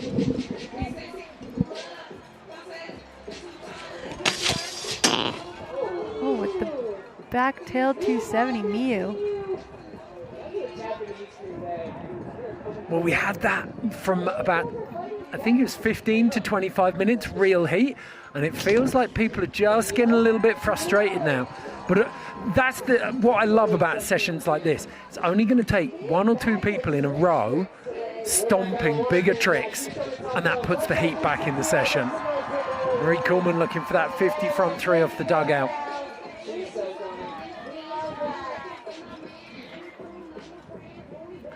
Veda Hallen.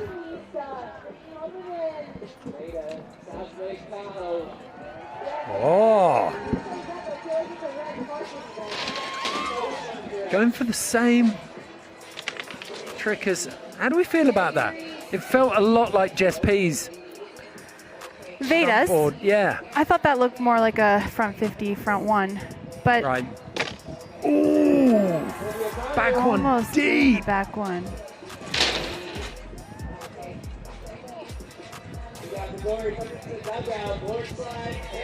Like, talk us through that though. Like choosing to do the same trick as another rider. Yeah, it's kind of like that's like you're trying to throw shade on someone on purpose then, aren't you? I'd say it's a gray area in a contest setting. Definitely in a filming setting, you don't want to do that. I don't know how I feel about it in a contest. It's kind of... I've seen it in skate jams before, in bowl jams, where someone drops in and then does everything the person in front of them does. They chase... When someone drops in, you drop in straight behind them. You do everything just a little bit better. Same tricks, but a little bit better. Yeah, as a way right. to shut someone down. Just throwing a little bit of shade. It's pretty mean. It's a dirty trick. But cutthroat. Hey, I mean, there's $60,000 on the line here. You got to do what you got to do. Like, this is career money. And let's not forget, we talked about it with Jess Perlmutter. Her first big result was a third at The Uninvited in 2024. She won in 2025, and we're calling her Stickers now because she's got a snowboarding career out of this. Yeah, they're not messing around. Yes, I love that. It is so much. It is so brutal, the hit on the back of that, but it's such a long gap to clear, so you get so much pop, and then it's such a flat landing. I want to see her do that better, but there's that front blunt 270 that she's known for.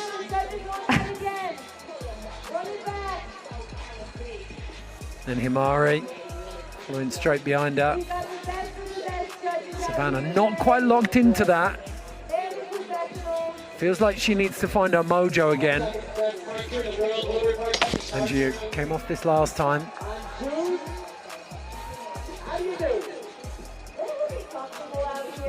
I think for Savannah, this contest is a very different setting than her usual filming in the streets. Henna looking for ledge to ledge. Nice. Oh, there it there's is. That transfer. She opened that transfer up on day 1 of qualifiers, and it was, I think, one of the more exciting moments of the contest so far. Well, the angle that we don't see on that is... There we go. Got it. Jess is happy about that. Reset She's for that like, one. all right, I can move on.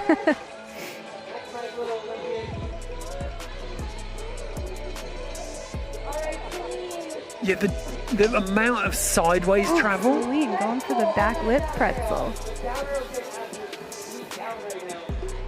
Yeah, the sideways travel that you have on Henna's trick from that top ledge to the bottom ledge is huge. And it's blind. Like, it's a scary one. Midori. Nice. No slide pretz off the dugout. But Henna loves a big gap feature. Like, she goes huge in the streets.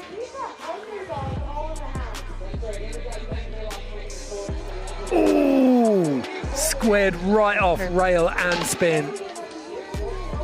Sat on top of it. She had a smile riding out of that. Marie Coleman getting busy. Switch front blunt from Sophia.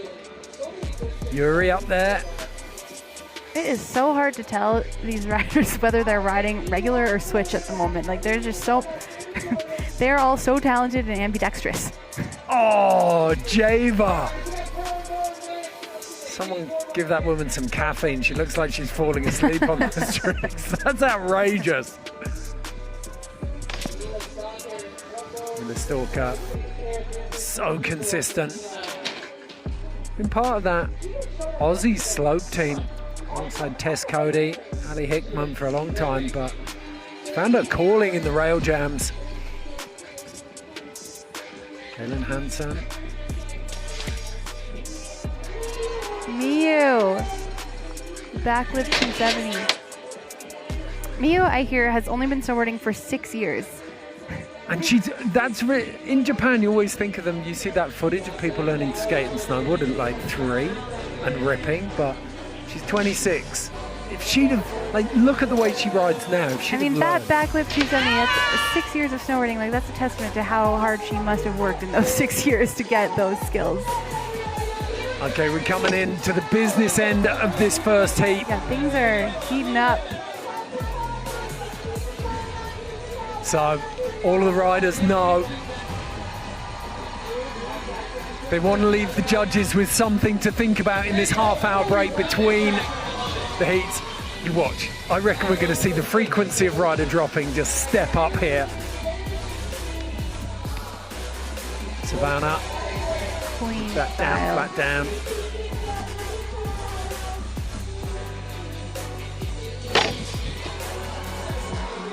Olivia's looking comfy with that back one. Just a little bit more of the down rail to go.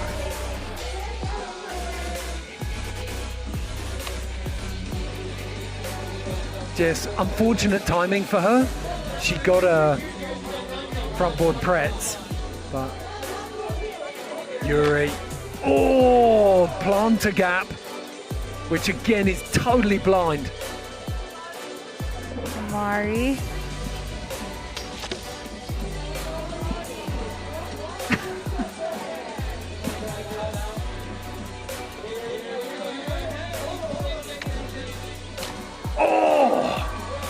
Henna looking for that again. With the gap to 50 this time, transfer to 50. It's terrifying trick choice. Marie looking for the front board off the dugout. Might have one last lap in him. Midori's back. So Midori's now got a trick on, I think, every feature on the course. Might be only the gap. Oh, yeah. Planter gap is the only thing missing for her. So she's still got a whole other heat. Hard way back lip there from Hinano. Oh, right now, I feel like Gwynnie, Jalen, and Savannah need something. Like they need to. Whoa! I'm having a hard time keeping up right now. Miu as well. But after yesterday's session, I am. Ooh, lovely. Pretzel. Love the energy we're finishing with here. Bella Warren. That's it. That's it. They've shut them down. I feel like things were really just heating up, and Heat 2 is going to be crazy. That was fantastic. Great start, and that is just the appetizer. Our amuse-bouche here at the Uninvited Finals in Utah, Woodward Park City 2026. So fans are out in force, and that course is looking beautiful. I kind of missed it. Did Hinano go for the hard way cab 270? Yeah. Okay. Yeah, to back I there. think she won the Japan Open with that trick, and I want to see that go down today. It'll be huge. Okay, Ben Billock and his team out on course. They're going to put a little shape on it, tidy up all of those takeoffs. 20 riders, probably getting, I reckon, a minimum of 15 laps through this thing. It was probably more like 20 or 30. That was an action-packed first heat. I feel like it went by in the snap of my fingers. Okay, we're going to take a half-hour break now. Keep it locked here. You can keep us in the background. We're going to entertain you for this 30 minutes, not least because we have the one and only Ilva Runesdotter. How you doing? Let's turn you on, shall we? There we go. Hey, so happy to have you here. Thank you. Thanks for having me in the booth. It's been the most entertaining thing for Dara and I for the last 30 minutes. Ilva's just been out here dancing and celebrating every single trip. Wow. Always bringing the energy. The girls are throwing down today. And for you guys at home, I don't know if you can see it, but there's like wind up there. People are holding down those tents. There's like, the weather is pretty crazy on and off, and the girls, it doesn't seem it bothers them at all. They're doing the big gaps, they're flying, like it's so sick out there. They're the girls are just heads in the game. Yeah, they're throwing down. I know that it's difficult to play favorites, and Jess said they're all her children, but who's impressed you at that first session so far? Well, like my standout moment would probably be the Himari's back tail 2 on the big wall. I think, there's like huge impact. Sorry about this, swearing. I'm from Europe. We're allowed to do that on TV, I think. Yeah, in Europe you play NWA at family events because no one understands the swearing. Yeah, there you go.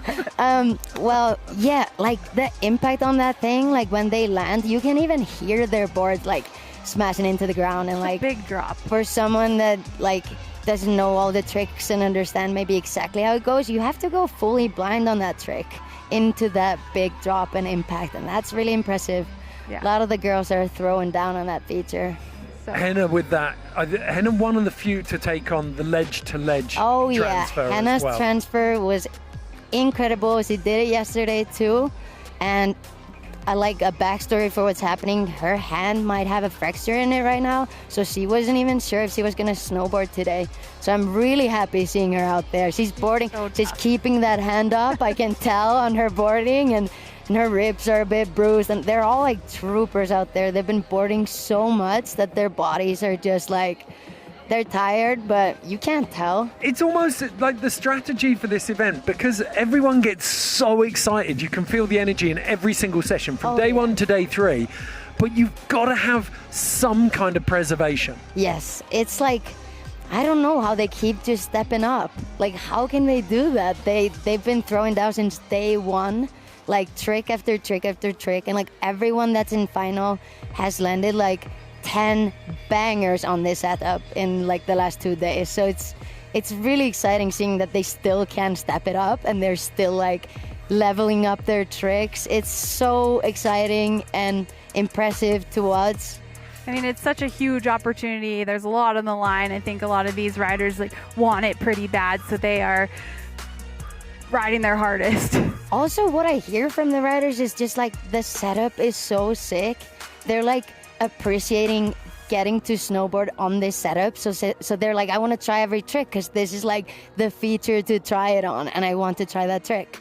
And like the kink is a bit gnarly, so it's like an aggressive kink. So that's like something you can take to the streets and translate. But a lot of times the kink rails in the park are not this gnarly. They're more like mellow and easy, you know. So this one is very much like you can take this one and then go into the streets. And it's a true street style course. Yeah. Designed by Ben B and the crew to really like replicate features that you would find in the streets. Oh yeah, it's amazing. Okay, let's take a look. We've got some highlights we can show you now from that first heat. We'll watch these and pick out some of our favourites. For me personally, I have so many. I'd love to see Midori. We talked a lot about how slowly Midori was going into a lot of her tricks and how perfectly she got the execution.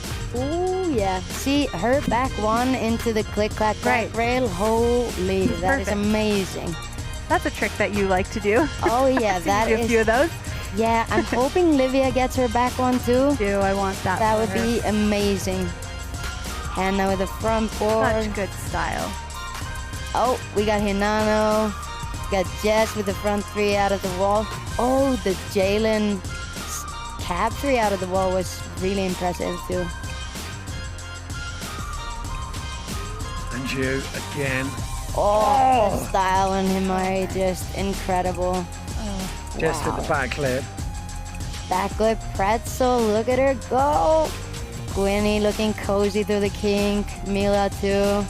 Look at these girls, they're all so chill. Nova, how have you seen the level of girls snowboarding really level up in the last few years? You know, like you can even see every year in this event in particular, like any one of these girls with the tricks they've put down so far would have won like the past few years. So like we're seeing a lot of more switch tricks. We're seeing many girls go switch through the kink. I was saying I can't even tell anymore. I'm like, are they going switch? Are they? What way do they ride? Like it's just Livia with the blunt same way, looking so cozy. Yuri going huge on that purple shootout. Yeah, the level is just like visually going like up every year, and you can see it on the girls. Like you can see, oh my god, there it is. Yeah, it's incredible. The level is incredible. And we talked about how slow she does those tricks. Mm-hmm. It's unbelievable how much composure she's got. Yeah, she's got the control. She's cruising. There's the front board. The front board for the kink. I've been seeing her oh, there it is, the back tail too. Yeah. Oh, that is beautiful. Huge too. Yeah. Like just catching the end of the landing. Yeah, I think that going back to Midori's front board on the kink, I think she wants the pretzel. You can tell she goes into it many times. We were wondering what pretzel. she was setting up for. Oh, it's the pretzel shoulder in the cooking. Yeah. So hopefully she'll get that done. You guys talked about the level of progression, but the thing that I've noticed, the level of consistency, how few tries it's taking. Like the most tries we've seen and stuff is 5 or 6. Yeah. Well, they've had a couple days now to ride the course. They're getting comfy with the features. So, yeah. That is true. But they've been like this since day one. But also, so it's not even like that. The number of just tricks, so you know? Good. Yeah. What happens eventually if you're... There's that cab 3. Switch 50 cab 3 out of the wall from Jalen Hansen. I did not know that was a cab 3. Oh, there we go. Hannah with the transfer. With her hand in the brace, holding it up. You can see that hand she's holding up from the impact. I was wondering what she was doing. Yeah, that's not a... She's protecting her arm. She's protecting her hand, yeah. The protecting is not holding her back from trying the craziest transfer she can find. What we're seeing, though, is all of the women and the girls who are watching this at home are like, okay, this is the level, this is what I've got to do, this is where I've got to be at. So everyone who turns up now, they know what's expected of them. Yeah, I think, but also, like, if you are watching it at home and thinking that, you can also go your way. Like, do the tricks that you want to do. You don't need to do the tricks that everyone else is doing, for example. So that's something that you could take with you and be like, an important message. Hey, yeah. Okay, what are you looking forward to session 2? Who do you think is going to shine? Wow. Who's got more to give? Who is in session 2? Can I see the names? Here we go. Oh, there we go. The cheat sheet. Wow. I feel like this was the session we just had. Yeah. Same riders. Same riders. We got 2 heats for them. So everyone's been throwing them. I'm hoping Livia will get that back one onto the rail. That would be really, really nice. I think Midori is just on fire. She's just looking so cozy out there. I think Miyu's got a lot more. Miyu, yeah. To show us.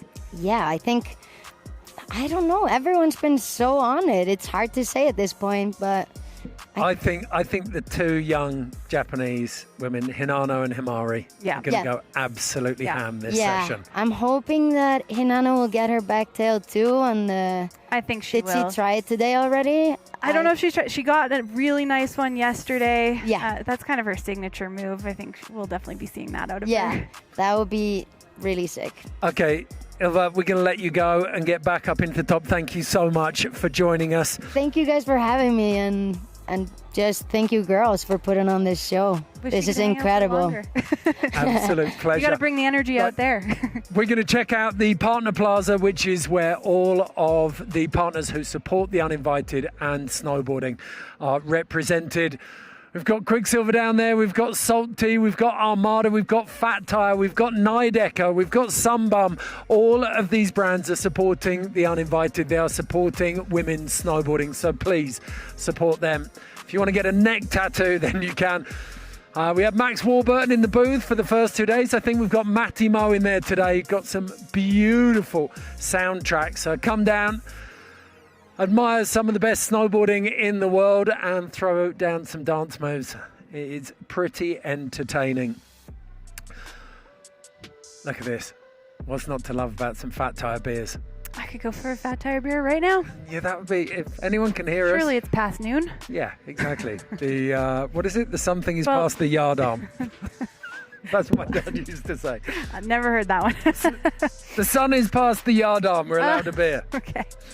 Okay, we are live in the studio here. Another 15 minutes and we will be back with the second 1 hour session here at the Uninvited Invitational in Woodward Park City. This is the deciding hour. Our 4 judges have seen the warm-up for the first hour and now the riders have their last chance. We're going to be back in just a second. We're going to take a break, but when we do, we'll be diving into plenty more of behind-the-scenes Uninvited action.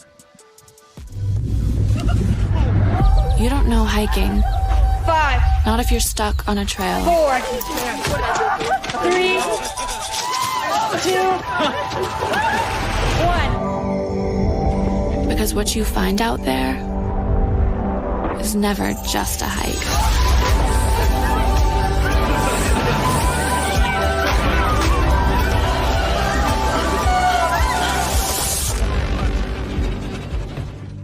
After all these years, we're still at it. Incredible. The cold, the wet,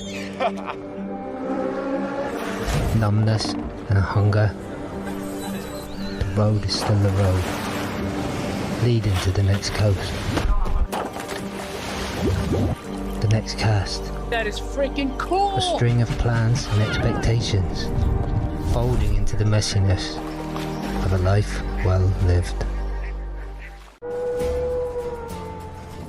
No doggy daycare for you today, Petey.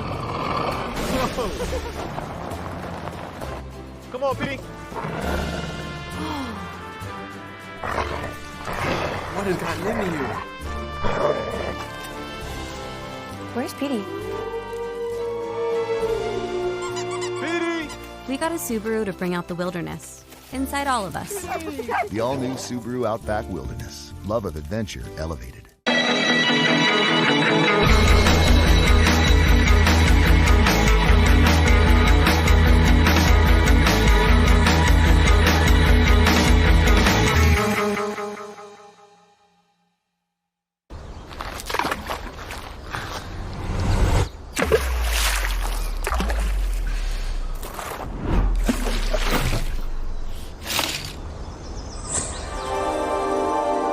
less is more, unless it's less beer.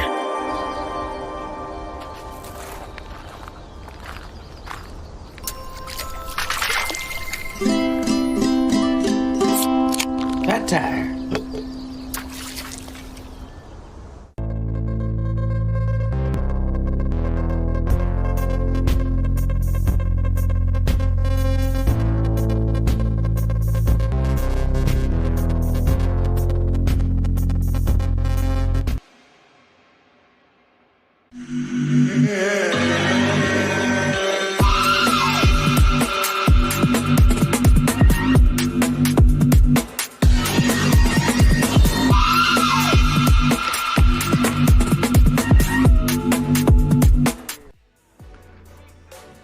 Welcome back to the Uninvited Invitational here at Woodward Park City, presented by the North Face.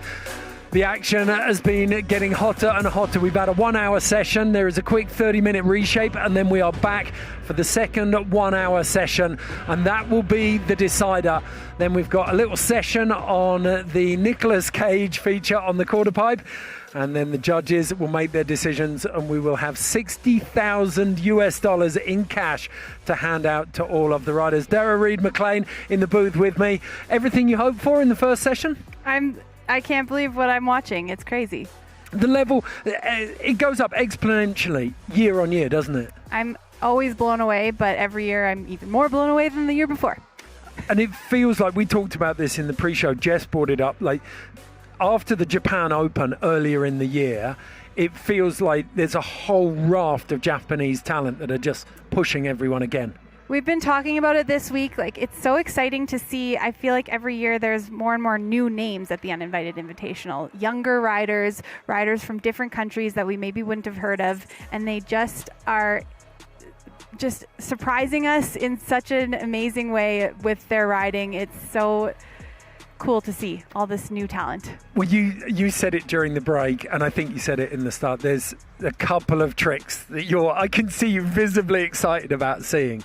I mean, just the amount of backlips, and I saw some switch backlips yesterday, just the amount of aggressive going backwards through steel that I'm seeing this year. I'm just like, yes! Presenting the heel edge to a steel rail. Let's go! Okay, there are a couple of non-negotiables at the Uninvited in terms of the way Jess builds this competition and the way she wants the women treated. And I feel like from the very beginning of the week, she sets out her stall, doesn't she, and tells the riders how she wants to look after them. I think it's really important for Jess to just make the riders feel special. Historically, women can be under-supported and underappreciated in extreme sports and snowboarding, and I think Jess just really wants to create an experience for the riders that come here where it's like, you're the main attraction and you're important and you're special, and we're going to do everything we can to make you feel like that. I heard Jess mention it, I think last year after the event, that probably the most glowing endorsement is that there are now men who are asking to be a part of the Uninvited. But the fact is, the whole point is that this is where women are the main event. They are exactly. I think front and the center. message is, you're important, you deserve to be here, you have talent, and we want to see it. Well, you see that in spades at the welcome party. Let's take a closer look at it now. This is how Jess and the Uninvited team welcome all of the riders to Utah.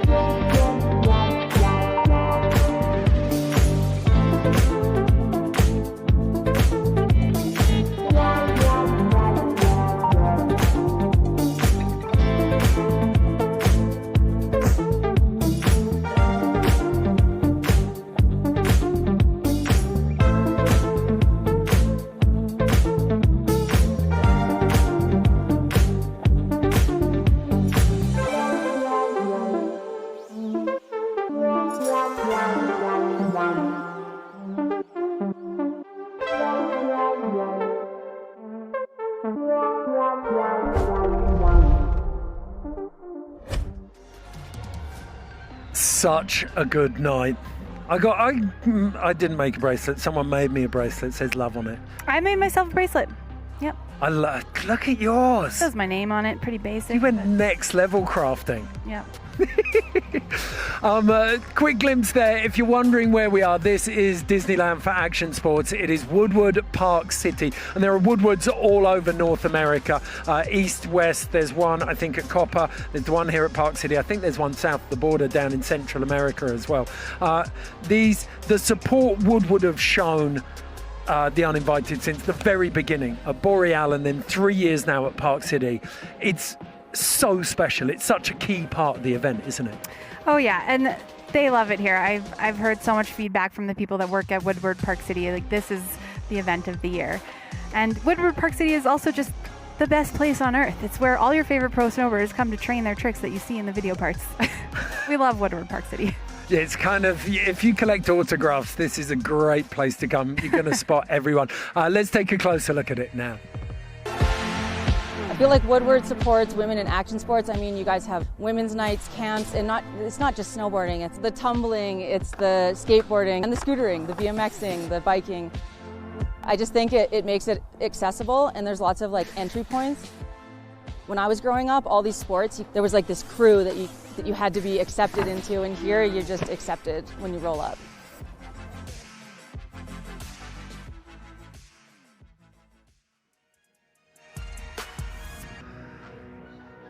I absolutely love this place.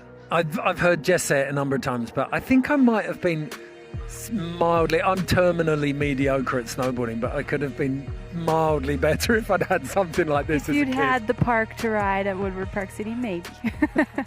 I like the caveat of the maybe in there. That's an important maybe. But it's not just about the pros here at The Uninvited. Tomorrow there is the community ride day. And if ever you get the chance to go to an Uninvited, whether it's in Europe, whether it's in Japan, whether it's here at Woodward Park City, there's always a community ride day, isn't there? Yeah, and it's such a special day, a really important part of the whole week. You get to connect with some of your favorite riders, and not only that, but you get to ride the course, which is so fun. I absolutely love it. Every single one that I've seen, there's this, you break the fourth wall. There's no pros, there's no superstars. Everyone is out there. Just a bunch of people snowboarding together on a really fun setup. Let's check it out.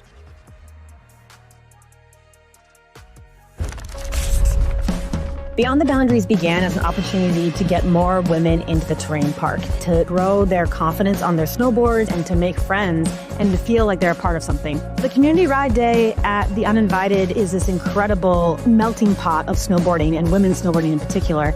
And to be able to bring the community outside of professional athletes into that realm and into that world is so exciting. So it's a really, really amazing day. And the biggest thing is just an opportunity to have a really good time, hang out with old friends, meet new ones, and just immerse yourself in this amazing community that has been created by The Uninvited and everyone that loves snowboarding so much.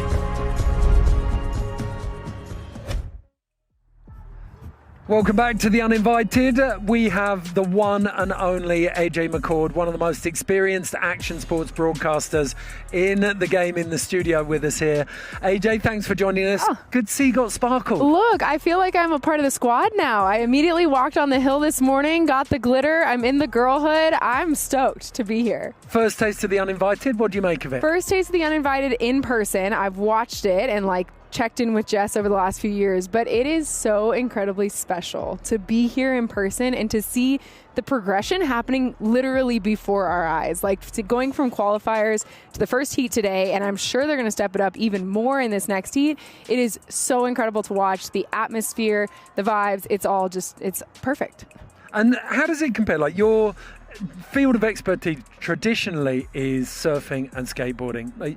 Do you see the same initiatives happening in those sports? Yeah, and I think that's what's so cool and what we have learned so much, the more and more that we have seen women's sports kind of come together and rise together, is that they're all rising at the same time. And excuse the surf analogy, but the saying is a rising tide lifts all ships, right? And so when we see in surfing, in skateboarding, in snowboarding, all of these women's initiatives, we see the progression happening right before our eyes, and with every opportunity these women get, they take advantage of it.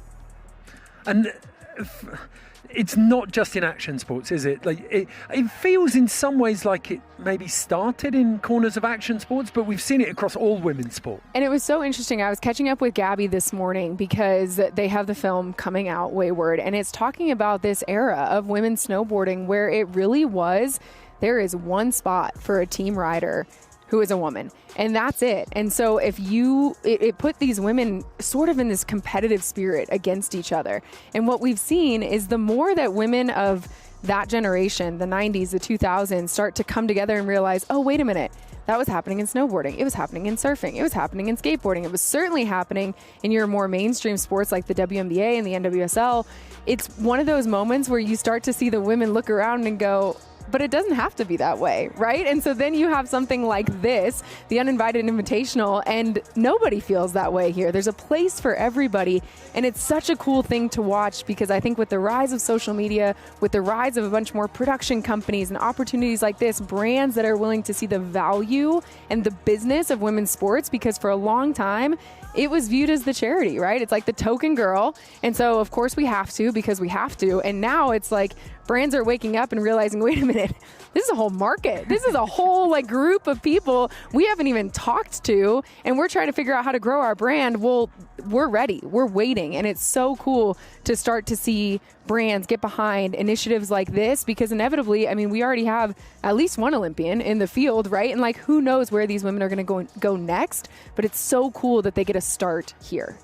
And this is a question for both of you. We've seen huge changes from kind of 2022, 2023, but this is just the beginning. There's so far left to go, isn't there? Yeah, I think that, so far left to go, but the change has been amazing. Yes, exactly. And it all starts with this, right? Like there is still so far to go. We do not see equal number of women's fields in different initiatives. We don't see the same number of team riders, but I feel like the growth in the last 4 or 5 years has been exponential. And so it's great. And we have so much further to go, is how I feel. It feels like we've seen quite a shift from, in Europe, you have the soccer or the football World Cup, some of those traditional nations like Spain, Italy and the UK with women's teams doing well in those World Cups. That shifted a lot of it's woken people up to women's sport. We've got WNBA draft this weekend, is it? Yep, it's on Monday here in the States. But then I think like action sports has just tied into that. And again, it's like, with the rise of social media, I feel like women are getting to show their personalities more. And that is such a key feature that makes women so incredibly special, I think, and especially when we come together. And so it's cool to see like Alona Mar of the rugby world, right? Like she put rugby on the map for so many people because of who she is as a person. And that's what makes an event like this so incredibly special, because you guys are up here highlighting the human being. Of course, you're talking about the progression that they're doing on the different features on Nicolas Cage, which, by the way, one of my favorite names of all time. But you're talking about who they are as people. And I think for somebody like me who has covered so many action sports, who has tried so many action sports, but incredibly mid at like all of them, right? I will never go out there and hit the Nicolas Cage like these women will. But there's a point of connection with who they are as people. And that's what I think is so beautiful about having a platform like the Uninvited Invitational, having people like you in the booth, the women out on the snow, because you get to know them. And then you go, oh, what are they doing next? I want to follow that. And next thing you know, people are fans of the women and they become fans of the sport. Does the energy feel different at this event as being an all-women's snowboard contest versus, say, something that was men and women? I think there's always something just a little different when it's all women. I think there is some sort of shift when there's that, like, it's almost a little bit of everybody releases a collective sort of defense, if you will, because I think even in the events where men and women are both treated really equally, right? Even in the events where there's equal prize money, there's equal fields, there's equal coverage, women still have had to fight to be in those spaces in a different way than a lot of their male competitors have. And so when you come to an event like this, it feels like collectively the group is like, oh, everyone's been through the same fight. We all understand what it takes to succeed at this level as a woman.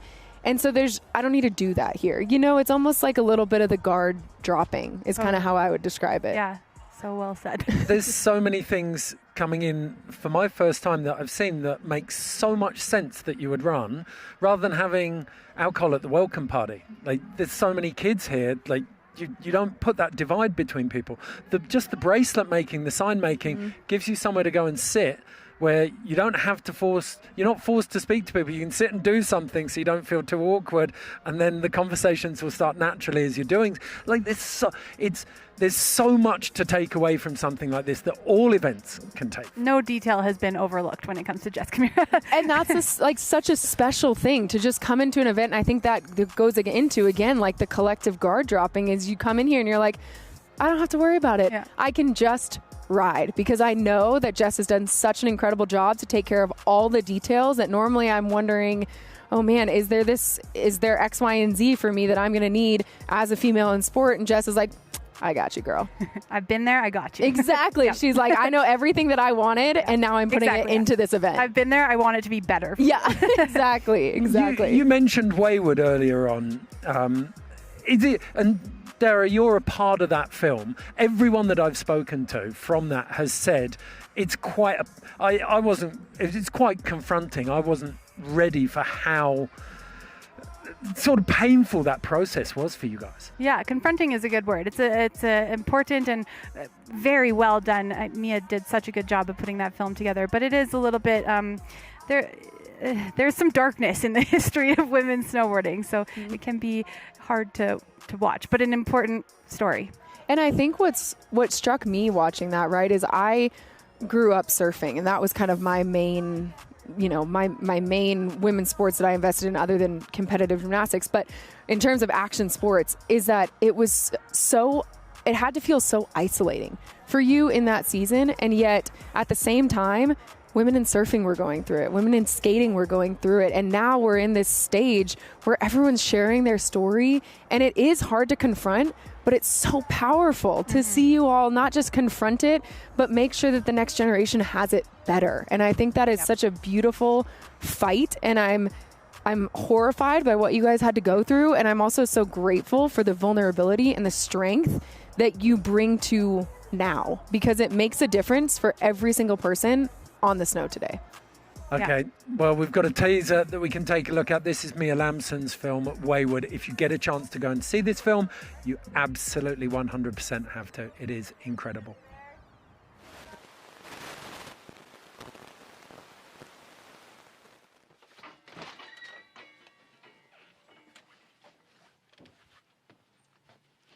Well, there she blows right over there. I think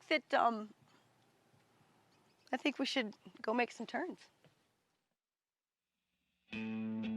There was just a few of us that were snowboarding, and nobody really had any plans to do anything with snowboarding. But we had to start somewhere, and we had a blast doing it.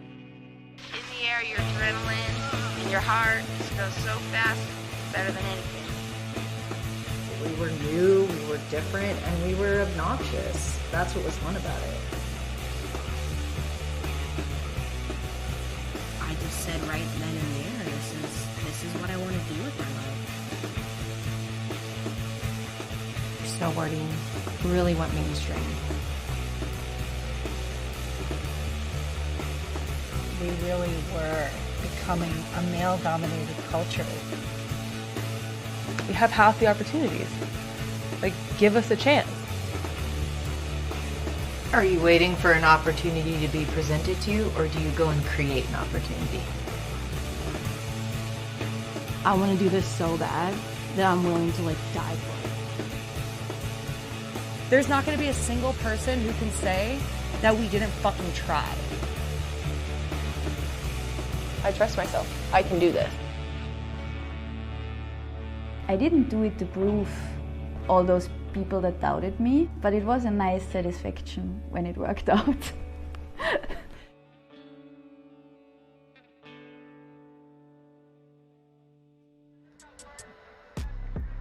Welcome back to the Uninvited Invitational. This is the finals after a European Open, after a Japan Open. We are now here at Woodward Park City. 20 women in finals. We've had the first hour-long session. We're just getting ready for our second hour-long session, and then we will have the results. $60,000 up for grabs out of this last hour session. And a little bird's whispered in my ear, Dara, that we have a lightning hold. The anticipation is going to kill me, but weather is doing its thing. Is it tempting fate? Because I know Jess put lightning on the graphics this year. Yeah, maybe she manifested a little excitement, a little drama. Fingers crossed. I mean, there's probably the only thing that can stop a rail event is lightning when you've got steel features. Probably not a good idea to have people next to the steel if there's lightning in the air, but it'll pass. We'll get back to it, and the girls will get back to fighting it out for this $60,000 prize purse. Okay, let's take a look. We just had AJ McCord in here, really respected action sports broadcaster. She was talking about the battle that's going on. We saw Mia Lamson's trailer for Wayward there as well. You're a huge part of that film, and we talked about it a little bit. It was an extremely difficult process, growing pains of women's snowboarding. Does that diminish it at all if you call it that, or do you, I like the idea that was the really painful process that had to be gone through to get the industry to recognize what's here, and then something like The Uninvited comes out of that. Yeah, I think growing pains is a good way to put it. It was just a time in snowboarding where there wasn't a lot of space for women. There wasn't a lot of inclusion on snowboard teams. In contests even often didn't have a girls category.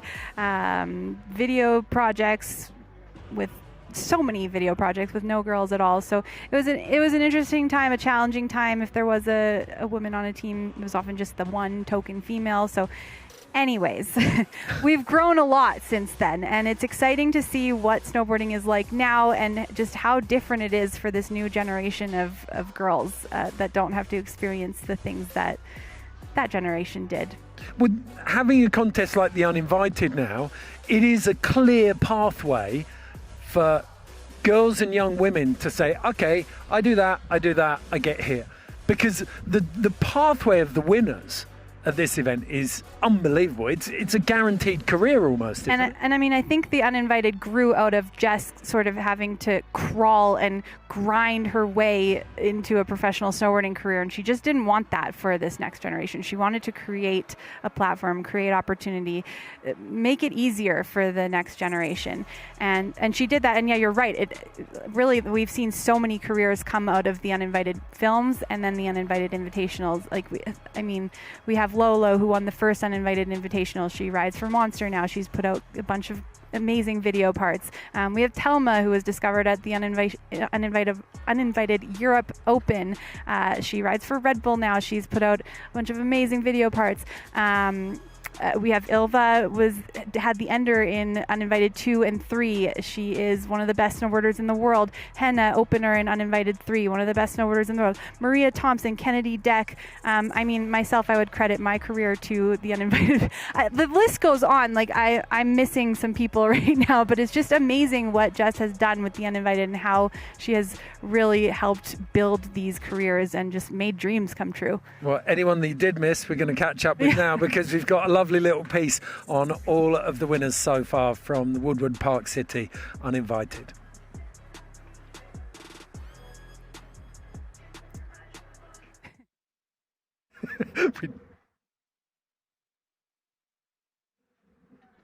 So Lolo Dermino won that Boreal session.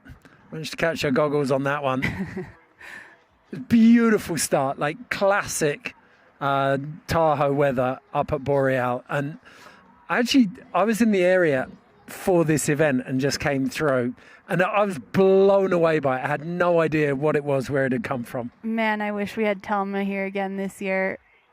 Jess, I didn't even mention Jess. I mean, her career has been, if this is what's coming now for the next generation and how they're able to come through. Yeah. I mean, it's dreamland with Jess Perlmutter. Jess competed at The Uninvited for the first time when she was just 14 years old. I didn't even know what snowboarding was when I was 14 years old. And now young riders like Jess have this thing to look up to and aspire to and ultimately come to and compete at. And then look at her now. Well, and they're coming with these young women. You've got people like Dave, her dad, he's the most awesome volunteer here. I love it. He ran around. He was like, "Hi." I was like, "You're Jess's dad, Dave?" He's like, "Yeah, I am, but I'm also the runner. Like anything you need, I'll just get that for you." I was like, "Oh, okay." That was a more important title to him that day. It was being the volunteer, the helper. But it's that's probably the best vindication of what Jess is doing is just how quickly things can happen for this generation now, the 14, the 15, the 16-year-olds that we're seeing riding here. Yeah, and it's exciting that these riders kind of have a more clear path now. You know, there's more of a formula. If the goal is to be a professional snowboarder or to if the goal is to be a professional snowboarder, they can do it this way with these contests. And you mentioned you were like film parts, brands like partners or sponsors, and then competitions. And there are so many women-specific, or at least even competitions where you can go and do that. Mm-hmm. Now, I think probably the one area, especially when you had that, I don't want to call it a golden area, but Too Hard and The Uninvited films, there was a lot of, and Full Moon at that time, there was a lot of women-specific films being made. But I think that landscape has changed maybe now, and it's much easier, much more democratic to just put out socials. Oh, well, this is a whole topic. I think, yes, landscape has changed. I believe that The Uninvited films started out of just saw sort of a gap. There was a missing piece. There weren't enough women in video projects. So that's how The Uninvited films started. And then after the third one, she was like, actually, girls are getting included now. Video projects are putting girls in their videos. Maybe I don't need to do this anymore, but maybe I need to create more financial support. So she wanted to put money in the pockets. And she's definitely doing that. $60,000 today across, I think, 12 different prizes, plus all of the Yeti Standout Awards, which have already gone out. Now, if you're watching us on YouTube, please go and look on the Uninvited channel page there. See if you can see how many subscribers we're on. It was somewhere around 9,500 when we started the day. If we can make 10,000 today, that will be a huge milestone. So please subscribe to the Uninvited YouTube channel. That will mean so much. It supports women's snowboarding and it puts back into the industry. We're on a slight weather hold. We're waiting for a lightning storm to pass through. We're going to take a quick break now while it does. When we come back, we'll have all of the action from the second hour-long session. We'll see you very shortly.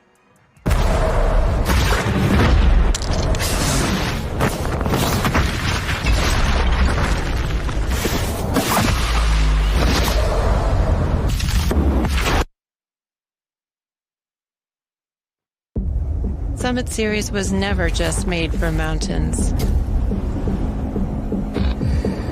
It was made for those who know the value of risk. For 2.5 decades, its innovation has been validated by athlete breakthroughs as they redefine the limits of human potential. This is 25 years of relentless pursuit. After all these years, we're still at it. Incredible. The cold, the wet, numbness and hunger. The road is still the road, leading to the next coast. The next cast. That is freaking cool! A string of plans and expectations, folding into the messiness of a life well lived.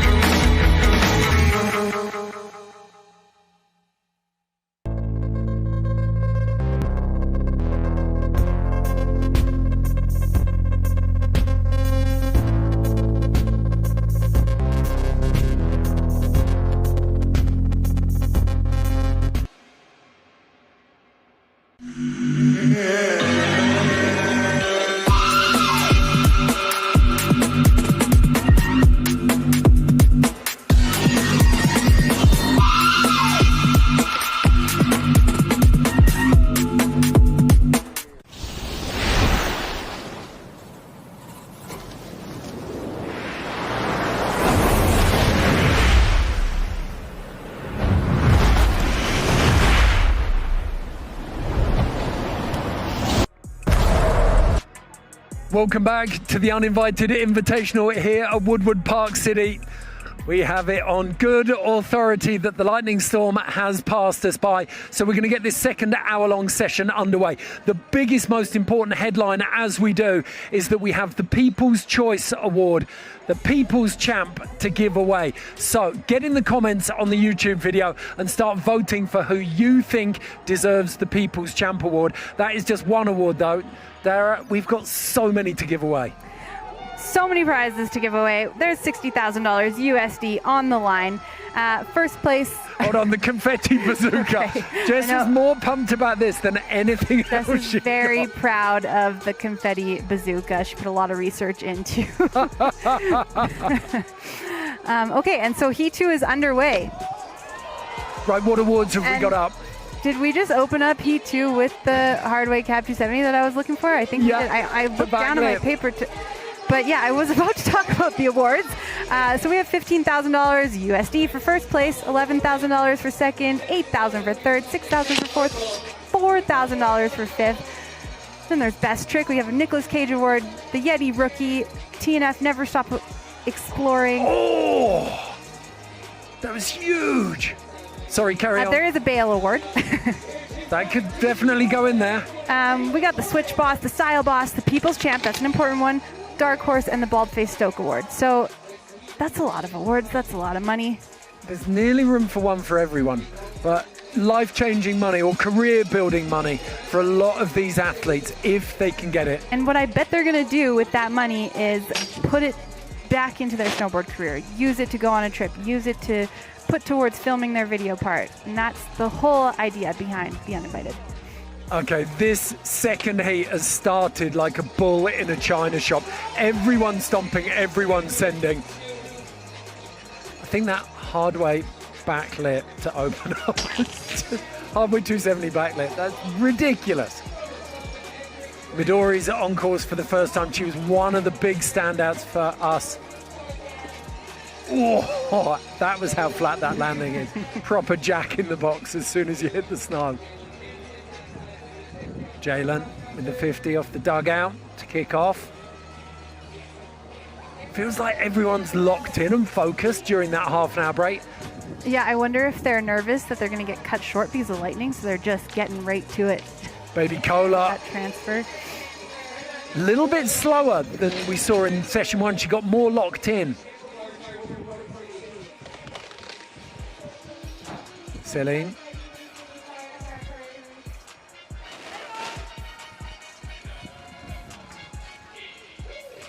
Vader, I think that is. Yeah. Going for the down, flat down.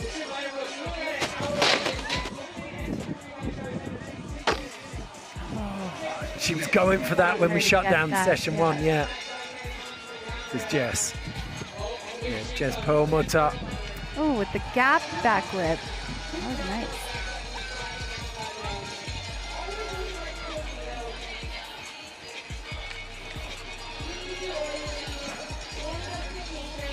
Miyu Oishi, one of the Wildcards. Sophia Schroll. Klaus, but no cigars are in stand if you want to go and find her. Love that.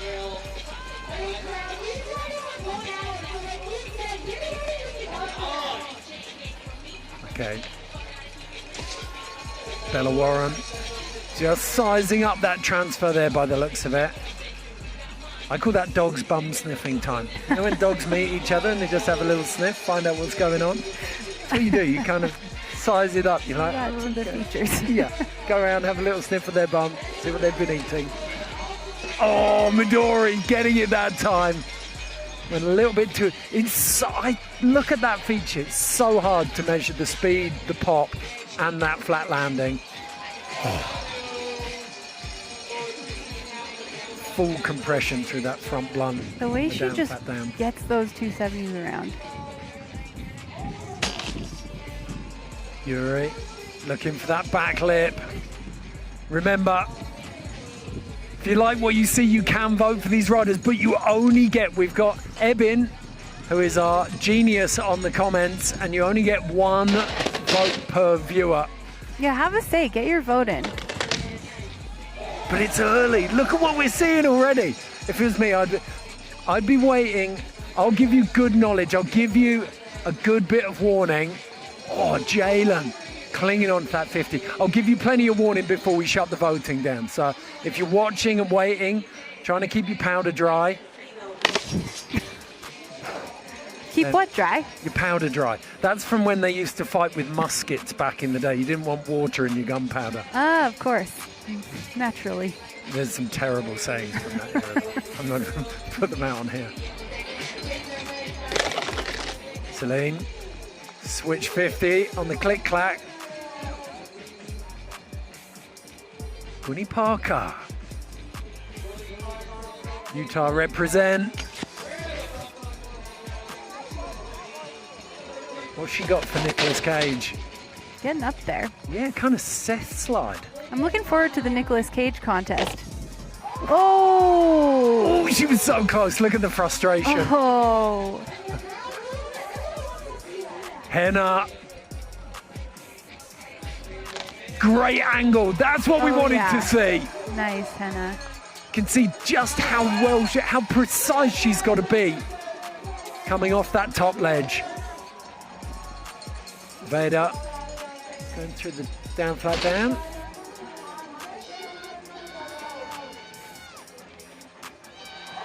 Oh!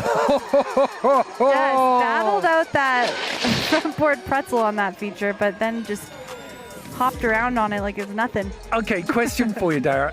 Is she cannibalizing all of the work that she's done before on there by eclipsing it? Every time she steps up, it's the law of diminishing returns. I don't think so, and I think there's something for everyone. I liked the front board pretzel more than I liked the dancing around on it, but who knows?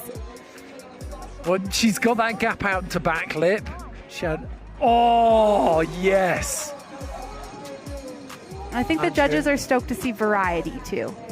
Midori coming back to the click-clack. Why does she want to revisit that? She looked like she got... Oh, and that was a proper blunt on Nicolas Cage. Yeah, I wonder why. Marie popping so hard off the end of that, she nearly clipped the end of the down flat down. The Invisible Man, the Invisible Woman. Savannah Shinsuke. Java. If she was one of the 7 dwarfs, she'd be sleepy with this style. It is so good. I reckon she's in line for best style. Well, she definitely has my favorite fit of all the riders. Yeah, she has my vote for best style. With the Travis Kennedy influence. Bella is loving life, isn't she? She's going for that Bald-Faced Stoke Award again, Bella. Although Yuri could be a contender for that award too. Yeah. She always has a smile on her face. Yuri, for me, hasn't recreated the energy that we saw from her in session 2 on day 2. Not quite yet. Hinano, just pistol squatting through the down flat down. You know, like, her leg is touching her high back when she does those. The flexibility. She'll have buttock bruises from the high back. And that's called being 14 years old. Oh, Hinano! That nose press through there.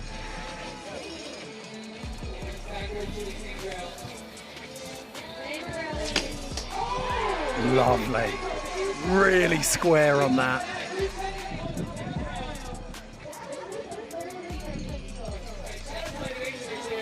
Vader switch board.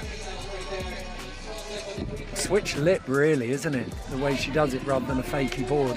Yeah, switch lip through a pink rail. The opportunity to catch. Ooh. Do you know, like that, for me, one of the few hard tricks I've got was always a method. Like one of those tricks that some people can do and some people can't. Crossbone melon that Henna did off the dugout then. That is so hard. It's hard to make it look good. Yeah. For sure, and Henna does. Oh, that was clean. Jess P. Who's back blunt 270? Is that... Am I mistaken? More money in the bank for Jess P. Yeah, it was. Ooh. It's Getting spat out the back. And you. Oh! Front one, cab one. Celine. Oh. Switch tail press. Switchback tail press. And then Marie lining up. Feels like everyone's on one side of the course or the other. Like you're either on the dugout or the click-clack right now. Only Henna. Front blunt, same way, 270 out. I think I want to see her lock into that front blunt a little more. Do you feel like she's pushing off the side of it? Yeah. Well, she's almost her own worst enemy because the first board slide she put up there, she sat right, one of the few riders who sat right on top of it. I think that with that front blunt, just a little more commitment. Interesting. We haven't seen I don't think I've seen Mila unless she snuck around the side of the cameraman's coverage. Mia Oishi. Switch front blunt, same way. Would you say gorgeous? I would. Gorgeous. It's gorgeous. Midori. I don't think she needs to do that back one again. No, unless she's got like a cab 3 out of it, maybe. Oh! It was interesting hearing from Ilva in the break about how brutal that kink is. Like it's street level kink. It hasn't been smoothed out. May Montgomery hasn't put a nice friendly weld in there to save you. That's a true kink. And they're sliding through it sideways like it's not, but it is. And there it is. Hinano Sakamoto on cue. We've been waiting for that. So steezy.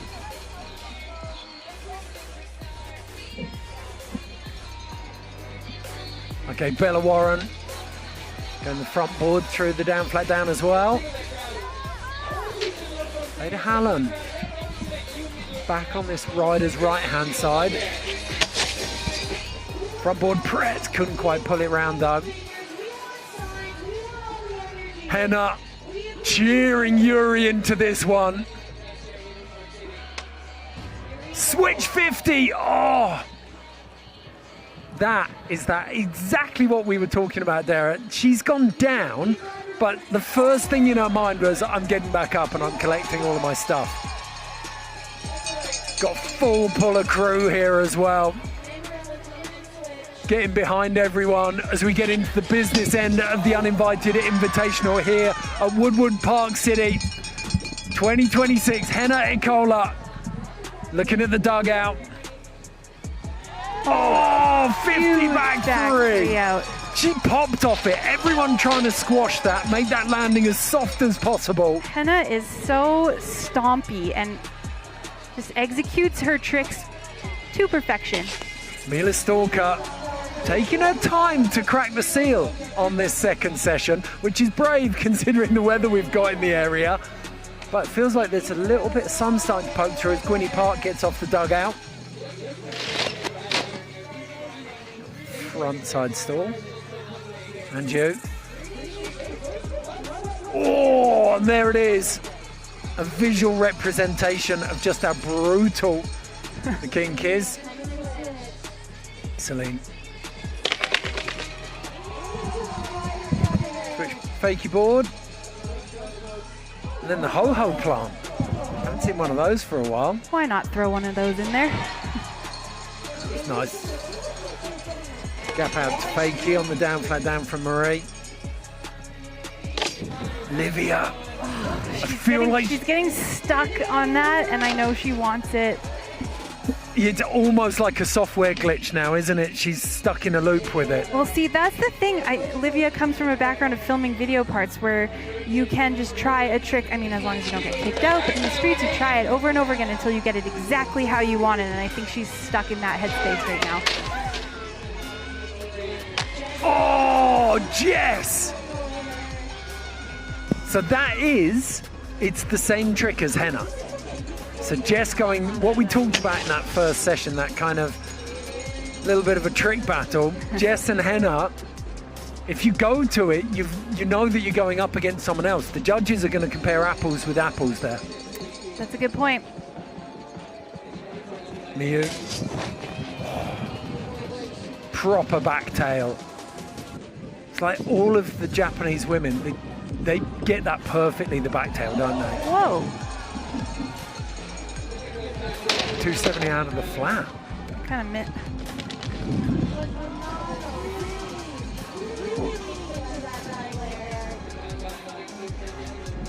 All right, we got Hamari. Oh, going for the front board through the kink.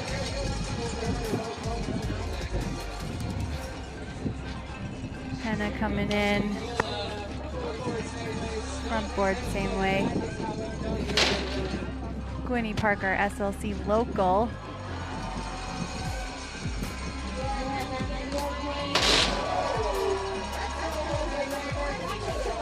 Okay, Mila Stalker.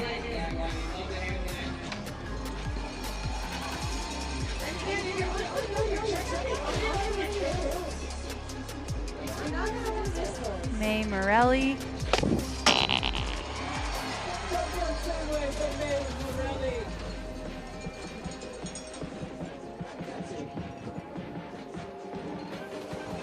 Oh, nice gap.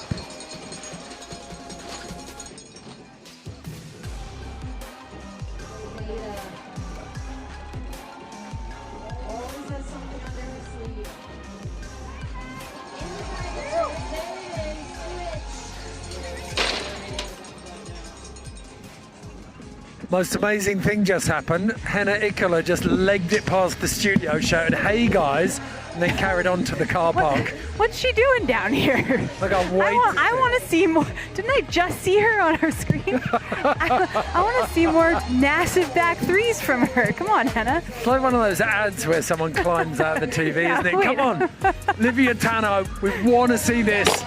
Oh, Livia. Come on. This is the joy of the session. When you see this frustration build up, when she gets that, when she finally gets that.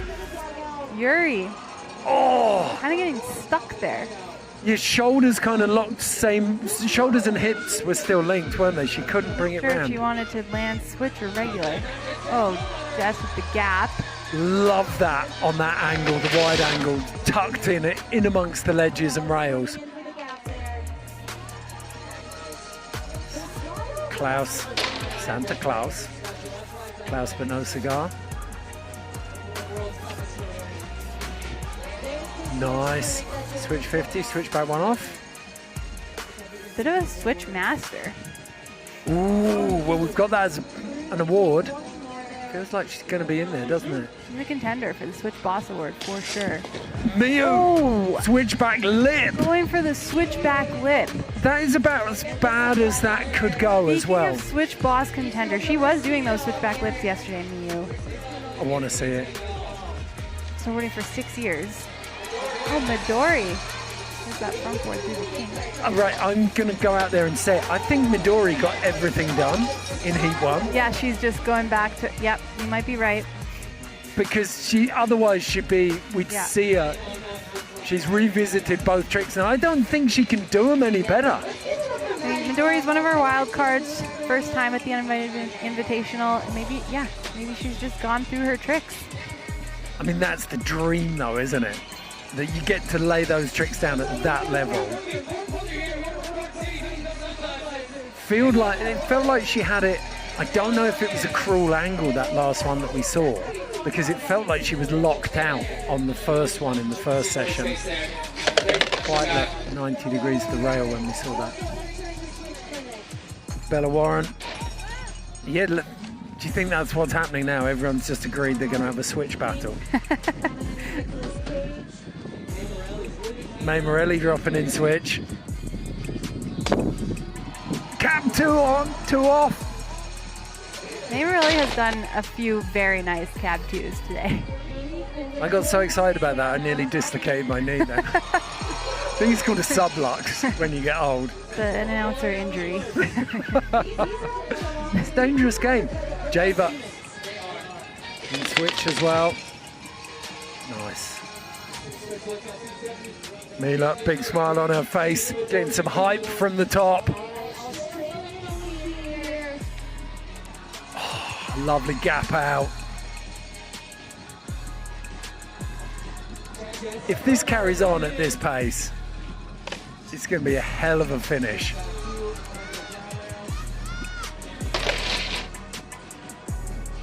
Vader Haaland. Oh, couldn't quite stand up. You fired up the quads now, though, Vader. You'll stand up on that one next time. So, Celine. Was that? It was switch backlit. Backlit 270, Celine. Maybe she could be one. Okay. I saw a couple of really nice tricks from her, but she wasn't part of the conversation. Suddenly she just wakes up. Oh! The amount of, I mean, I was saying this to you yesterday, but the amount of like self-talk I have to give myself to even just do a regular backflip these days. Like, come on, Dara, come on, Dara. And these girls are just throwing down switch backflips like it's nothing. Well, we saw Miu go like backwards down the stairs, having caught a heel edge. Like, and she'll get back up and try again. It's like the courage gland must be so swollen at this stage. There we go, Olivia. And you could see the crowd, you could see the hands in the air for that. The relief, I felt that relief from her. Everyone was invested in the battle with her. Oh, we love a good battle. Midori Oshima going back to that front board through the down, flat down. I think there should be another prize for the best carve. You're right about her carve. It is enjoyable to watch. It's so good. Just leaving a pinstripe across the bottom of the quarter. Oh, she had that. Okay, Jalen Hansen. This is the joy of watching a session like this as well. It is literally non-stop snowboarding with everyone sending. So much action. Is that 270 off the gap out from Marie? We're on the drone. Judging by the reaction from up the top there, I'm taking that. I think that was gap out, 270 off. Bella Warren. Ooh. Switch front board? Yeah. And properly locked in. Really nice switch front board. She tried that right at the end of the first session, and it was a little bit, weak's the wrong word, but it just wasn't quite there. That was super locked. Locking it in that much and then pulling it back to switch, that is, Oh, Java, yes. Judges are going to have steam coming out their ears. I can't even finish my thought about how impressed I am by one trick before I see another insane trick. It was beautiful. Beautiful, Ed. Okay, Apple. Beautiful. Oh, flattering. It's everywhere. Himari Takamori just going to town on that down, flat down. But I'm holding out. I think Midori Oshima has the front board owned on that down, flat down. Jess Perlmutter. Oh, Jess Perlmutter wants the cap 2 pretzel now. That is big. Ooh, getting bucked through the middle. Do not forget, People's Champ. We need those votes in the comments. I have no idea how you're going to vote because this is going absolutely ham out here at Woodward Park City. So I have no idea who I would vote for at this point. There's too much. Okay, so just had a little bird whisper in my ear that we are on a weather hold. So we must have a lightning strike relatively close by. So everyone is clearing out. We have a little evacuation plan to make sure that everyone stays safe away from as much metal as possible. I'd like anyone on the YouTube comments, tell us now whether an alloy will conduct the same way that iron or steel does, because we're inside an alloy-built studio. So I'd really like to know that now, for my own curiosity, whether we need to hide under the desk or whether we'll be all right here. I've never had lightning on air. How about you? Yeah, not too much lightning in Whistler. Also, what's an alloy? It's a mixture of metals. I don't think it conducts in the same way. We're going to take a quick break. When we come back, hopefully we'll have this weather hold done. If we haven't, then we'll have guests and plenty of chat. Do not go anywhere. We'll see you very shortly at the Uninvited Invitational, presented by North Face from Woodward Park City. This North Face partnership started in 2017. I had just decided to make the first Uninvited film, which was an all-girls snowboard film that was kind of born out of my frustration of my experiences in the industry. I didn't want the girls to feel that same stuff, so I was like, hey, I'm just gonna make a movie and I'm gonna pay for it myself. I just wanted to get the girls riding out there into the world. Once the North Face crew saw it, they completely unprompted sent me a huge box of Uninvited shirts that they had printed out that we were able to sell on our tour to pay for gas money and keep us going. We made 2 more films after that, featuring over 30 girls each. North Face was the main sponsor of both of those films, and throughout those 3 films, like over a dozen girls were able to launch professional snowboard careers. It just shows that if you give someone an opportunity to show what they can do, they can take it further than anyone could imagine. So after making 3 films, I felt like the industry had shifted a bit. I wanted to find a reason to give away a huge amount of money to the girls because I felt like they were getting opportunities, but they weren't getting resources. That's kind of how the idea of the event was born. North Face was the brand that really kicked in enough money to make me feel confident that I'd be able to pull it off. And yeah, ever since then, they've been the biggest financial backers of every single Uninvited initiative that I've done. I wouldn't have been able to take it to this level without them. I know that they support what I'm doing, but I also feel like they support me and the girls for really authentic reasons. They're here packing gift bags for the riders, they're putting up fencing and branding, they're on hill before anyone else, and they really put in more hours than any other volunteers. And I've never asked them to do this, they just do it. I think because they know I wouldn't be able to pull it off without them, not just financially, but also boots on the ground, rolling up their sleeves. This goes way beyond a corporate partnership, and for that, I'm so grateful.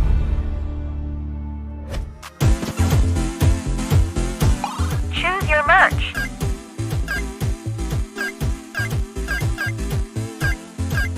Ooh, nice choice. Support the girls. I said support the f***ing girls. Welcome back to the Uninvited Invitational live from Park City in the Woodward area of the mountain. This is probably the hottest spot right now because we have an incredible comp going down, and unbelievably we had to break it up for a lightning storm. If you wanted everything today, then you've pretty much got it. Welcoming Jill Perkins into the studio. How you going, Jill? Good. I'll take Jib. I'll take Jill. Either one. Good for Jill. I get called to both. So. Jib Perkins. I'm good. I'm doing well. I'm stoked to be here. This is amazing. This has been one of my local places for a while now. So to have all these women come out and compete, and I don't even necessarily want to say compete, but just be able to vibe together it's really such a beautiful thing. It kind of just sets the stall out really early on, doesn't she? That it's about community, it's about being here rather than the checks. Like, they're the bonus. Yeah, I mean, it's crazy with the internet and everything, you know, like there's girls out there from 17 different countries who we know online, and we're lucky if we get to run into each other during the winter, but to have everybody together, it really does bring a sense of energy, and it's really heartfelt. It's warming, especially here on finals day. Okay, well, we've got all of the highlights from the first part of the second session. So we had an hour to kick off the day. Then we've just had 20 minutes of the second session before this lightning storm came in. Opened up by the confetti bazooka by Jess Kimura out there, but Hinari absolutely sending it with the opener there. Yeah, Hinano's been hitting those hard way cab twos, and it's one of my favorite tricks. Also, Stalker over here with the 50-50 front 3 off a massive feature, and then Henna, of course, with the 50-50 transfer lip slide. She's such a powerhouse. Jess gapping out to that back lip. Jill, what's your favorite thing you've seen so far in finals? You know, I have an array. I think, like, Henna's really been, her energy's awesome. Like I said, I really like the hard way cab 2 by Hinano. And also, Jalen Hansen with the technical switch tricks. Like, she did a switch 50-50, switch back 3. Yeah. It's just, and there's Jalen right there, as you can see. She's just been really on it. I mean, the front board through the kinks, a couple years ago, girls weren't really doing that as consistently as they are now. And so to see the progression in real time it's quite unbelievable. Big challenge for the judges is, does it come down to 2 or 3 massive tricks, or does it come down to a big body of work across the entire course? That's, it's a question for them. Yeah, I think it's a body of work, if I had to say. Especially here, I think we're really judging on style and consistency and just overall power. and you know, all these girls have that. Like all technical back one on. I know. Yeah. Actually, when you see 20 minutes of riding condensed down into highlights like this, it's much easier to see who's shining. Like you said, Henna's got a couple of big ones. Jess has got a couple of huge ones. Totally. I mean, Jess coming off an insane year of competition and then coming here where she won last year. It's just such a pleasure to watch her snowboard. She's so good. She's really pushing the limits. Liv Tano with the back one. Like, no one's doing that on that rail. That was an epic battle. That was an epic battle. And, like, I think, you know, coming from filming video parts, we're used to the battles, you know, and these rail contest riders, it's a little different. You're kind of spreading yourself out. So to see Livia Tano pick something and want to fight for it, like that gives me a lot of, I love to see it. You love to see the battle. I do. Okay, we're going to get things underway very shortly. You're going to stick around for some commentary, Joe? I'd love to, if I may. Yes. Okay. 100%. Okay, we've got another storm backed up behind the first lightning storm, so a little bit of a change to our scheduled proceedings. We've got the session going down that we interrupted, so 40 minutes of that left, but because Nicolas Cage is so much fun down at the bottom there, we were going to have a Nicolas Cage session to give the judges a chance to get everything through, but we're going to add all of those riders in, so we've now got a full suite of riders. Devi Gupta getting into Nicolas Cage, plus all of the other riders from the first session. Let's see where this takes us. Bella Warren in. So what we're seeing right now is the second half of Heat 2 and the Nicolas Cage contest. All wrapped up into one, Thank you saved me.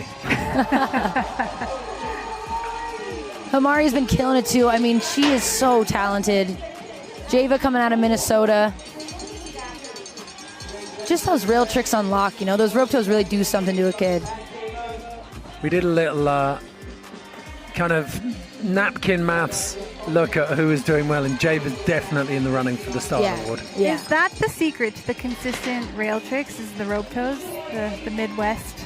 There's something. It's the repetition. That's a perk for sure. I think there's a lot of secrets people keep, but I would say the rope toes are massive, especially for the rails.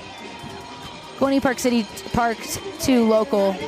Her Instagram's Gwynny Park City, so I always get confused. But Jalen with a nose press on the down, flat down. That's a tough technical trick to press through a kink. Dara, do you like doing those? Absolutely not, Jill. Thanks for asking. I don't either. I'm not trying to press through a kink rail. No, thank you. We've been laughing about how impressed by it. slowly Midori goes into everything. Oh, yeah. She's kind of at unicycle speed when it comes to balance. It's unbelievable how composed she still is on rails. Wow, and that's the first board slide transfer we've seen all weekend, and that is Livia Tano, Slush Magazine's Rookie of the Year, followed by Savannah Shinsky. Slush Magazine's Rider of the Year. Super casual. Mila Stalker with the jacket off. She means business. Mila Stalker committed to the guns. Like, I wonder if not wearing a shirt makes you want to fall less. Like, maybe that's her technique, you know? Good motivation. I think so, too. You know, I lost a tattoo once to snowboard. Yeah. Oh, yeah. Absolutely. You got to be careful. Yeah. Shut the front door. That's a lot of dermis. That's a lot of dermis. A chunk of skin in my hand. Anyways. Did you save it? No, I didn't. What'd you do with it, Dara? I threw it away in your kitchen trash? Composted. All right, back to the writing. Enough about Dara's skin. Hinano Sakamoto right off we got the end of the Egan in the dugout. mix for the Nicolas Cage contest. Egan went not a stranger to Rail Jam contest, but cutting that one off. Sorry, Egan. Sorry, actually, Heat 2 is more important than the Nicolas Cage contest, I guess. I really wanted to see Java again, I know. Coming in switch with a switch lip 270. The amount of switch riding we've seen this weekend really also for the women has blown me away. It's been so hard to tell if they're riding forwards or backwards. You gotta watch those. You gotta watch the bib numbers. You really know, pay attention. Gabby Maiden, absolute legend.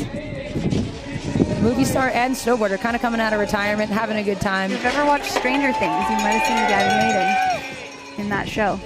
Are you a fan? I am a fan. Miyu on the clay clap. Miyu started snowboarding, she said, I think 6 years ago, and she's just absolutely ripping the backtail same way on the down rail. Insane. Veda Halen out of Tahoe.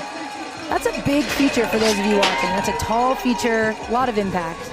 Okay, so Jill, talk about what do you think of this setup and how similar are some of these features to features you might find in the streets? That was insane. Very clean. Yep, switch one same way on the clackety. Okay, sorry, Jared, back to your question. Okay. Thoughts on setup and how similar some of the features are to features you might find in the streets? Sure. I think here at the Uninvited, they do a really good job at, bringing in the features like the rails with the dimension of an actual handrail. Because in the streets, we're snowboarding on active handrails, right, in cities and such. And if we were to compare this to an Olympic course or any FIS course or whatever that world is, it's a little different. They're a little skinnier. It's not as steep as a slopestyle course. And it just kind of like it, I don't know, I'm biased. So to me, it's a little bit more inviting than like a high-speed gap on to a flat bar to 450 out. You know what I'm saying? They've done a good job of replicating. Yeah. They've done a good job of representing snowboard. Yeah. Well, in the context of rail events, this is about street as they get. Yeah. But there's still a big gap as from best here to they the can street. without actually being in the street. It's hard though, like you can't plan for snow in the streets. This is held at a resort, Woodward Park City. Again, thank you for having us. But I think having Ben Block and Jess Kimura like on this like big brain mission of the Uninvited, they have experience, right? They have endless amounts of experience, and it really couldn't be done without them. And they really want to bring that to the viewers and the riders to showcase kind of the difference, but also unite the worlds, I think, and they do a great job. Midori, that's the one thing. We talked about it at the end. Yeah, Sarah. she hit every feature except for that one. So. Yeah, if she can stomp that, she's put herself in a really strong position. Yeah, Midori's been killing it, again, all finals day. Steffi Luxon, one of my favorite snowboarders in for the cage. Phil the Fitty Fitty. Even hitting some steals, Steffi. Oh! We have not seen a hand plant on the coping of Nicolas Cage until just now. She wants the money. Of course she does. Silent killer. Yeah. From down under. And this Klaus too. Absolute wrecking ball. Just a little bit too heavy on the tail.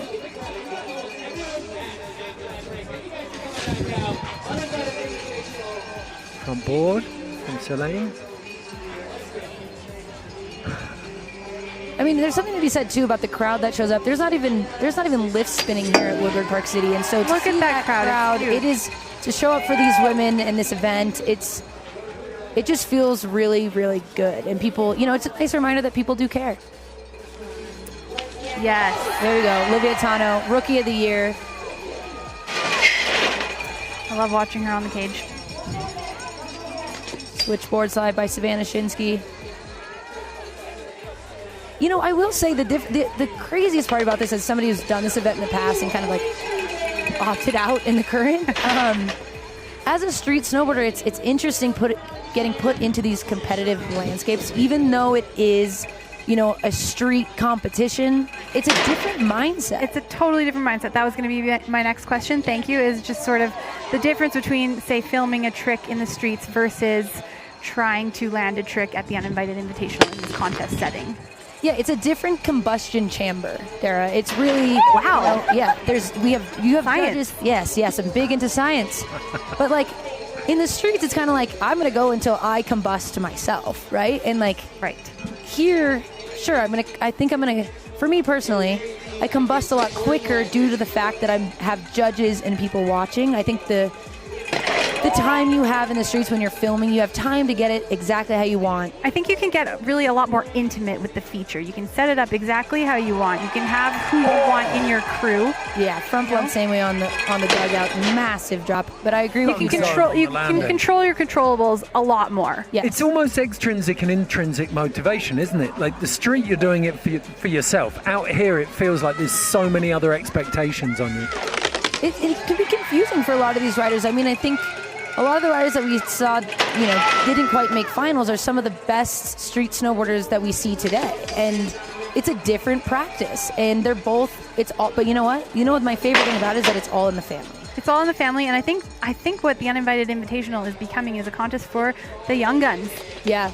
It's not so much for the vets who are filming video parts. On the down, flat down by Bella Warren with the claim. She knows what she's doing out there, and that I'm talking about it because that was very, very impressive. Sorry to cut you off again. That's okay. It's too exciting. We got to just stay focused here. That was unbelievable. again, rope toe. Rope toe. Henna, Icola. So smooth. For a little person, she goes so fast and so big. I said the same thing earlier. So small, so much power. You can win. You can win's always having fun too. Yeah. She wants a front invert on the coping. Her feed from the Olympics was up there with Snoop Dogg for me. There was so much energy. She's having a lot of fun. That. You gonna love that, Jada. She had a cracking day yesterday. I was surprised not to see Jada in the finals. I'm not going to lie to you. I'm really glad you say that. Yeah. I thought I'd missed something. I was like, her energy and the body of work she put down, it was huge I think yesterday. the judges had a really tough time cutting it down to 20 riders. Like, we started with 62. Oh! That was worst case scenario. Come on, look at... Yuri never misses a beat. No. She goes down that hard and she instantly gives a smile and then starts looking for her sunnies. You're like, what have they made her out of? Yuri has been putting it on all day too. I mean, like, to go heels through that tall bar and front, like, it's just impressive. Touch me, Bella. What a sign. Shout out to that crew. Lightning hold, and they've come back up here. No. I think she's in the running for that podium. One of the top 5 spots, definitely. Momo. She's won Best Style Award a few times at the Uninvited Invitational. I'm glad she's back in the mix. Absolutely. Look at her. She oozes style. So sick. Debbie had some creative stuff here on the cage yesterday. Coming back in. Getting inverted. She got that kind of El Guriel tail grab as well. Yeah, she was hyped on that one. I mean, it really, I can't say it enough. It's so rad to see these girls in person ripping all together. And, like, the internet's one thing. Go ahead. You want to say Ed? No, I was just going to say, if she can get that nose press clean through that down, flat down, it's going to be big. I think you called it. She's got such a strong body of work. All the switch stuff she got done in session 1. I think what the Uninvited Invitational is becoming is just our community reunion. It's a festival of sorts. We got DJ Maddie Mo. This is our Coachella. And I'd rather be at this one. Let me Kelsey was calling it the Super Bowl, but you're right. It's Coachella. Same Coachella. It's with Coachella weekend. Slightly less powder. Yeah. It'll be a different type of snow, you know? We're having fun. Winnie Park.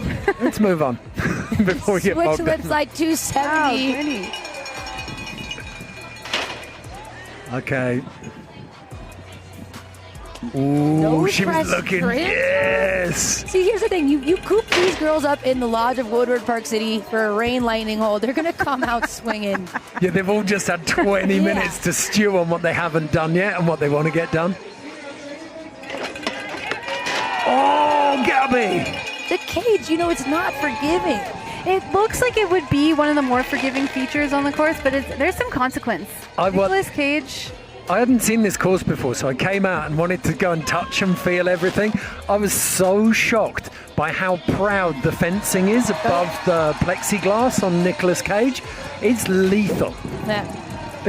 That's where Emma Crosby went down. Well, some of the toughest hitters go down on the cage. Something that looks so... I mean, I don't know. I look at that thing and I say, absolutely not. But that, I will say, that is one thing that emulates in the streets that's what exists, and you're not getting the plexiglass. You're not getting the luxury of the plexiglass behind it. But it's almost as if without that give, once it hits the plexiglass, then the edge is going to bite on one of those pieces of wire. Oh my God! You know what? Everything on this course is absolutely terrifying. So kudos to the girls hitting it. Here we go, Steffi Luxton. Fitty, her favorite trick. There it is. Too easy for her. She's going to want to get it up a little bit higher. There's a big, in the hand plant community, from what I've learned, is they're very strict on getting on that coping. Yeah, they are very strict about it, and respectfully so. And it's that half second of full extension, like back arched, committed over the platform. Jalen looking for that nose press. Steffi Luxton's been known to win a hand playing contest. Yeah, she knows what she's doing. She knows the rules. She's very patient, and I think a huge rule in snowboarding is wait, and then, wait some more. I'm sure you all heard that before. Wait, pop. Yeah. Nope, wait some more, and then pop. See, maybe this is where you need to listen. Yeah, I've got a library. I still haven't figured it out either. I got a few like basic backside ones, but I have got a library of frontside invert slams.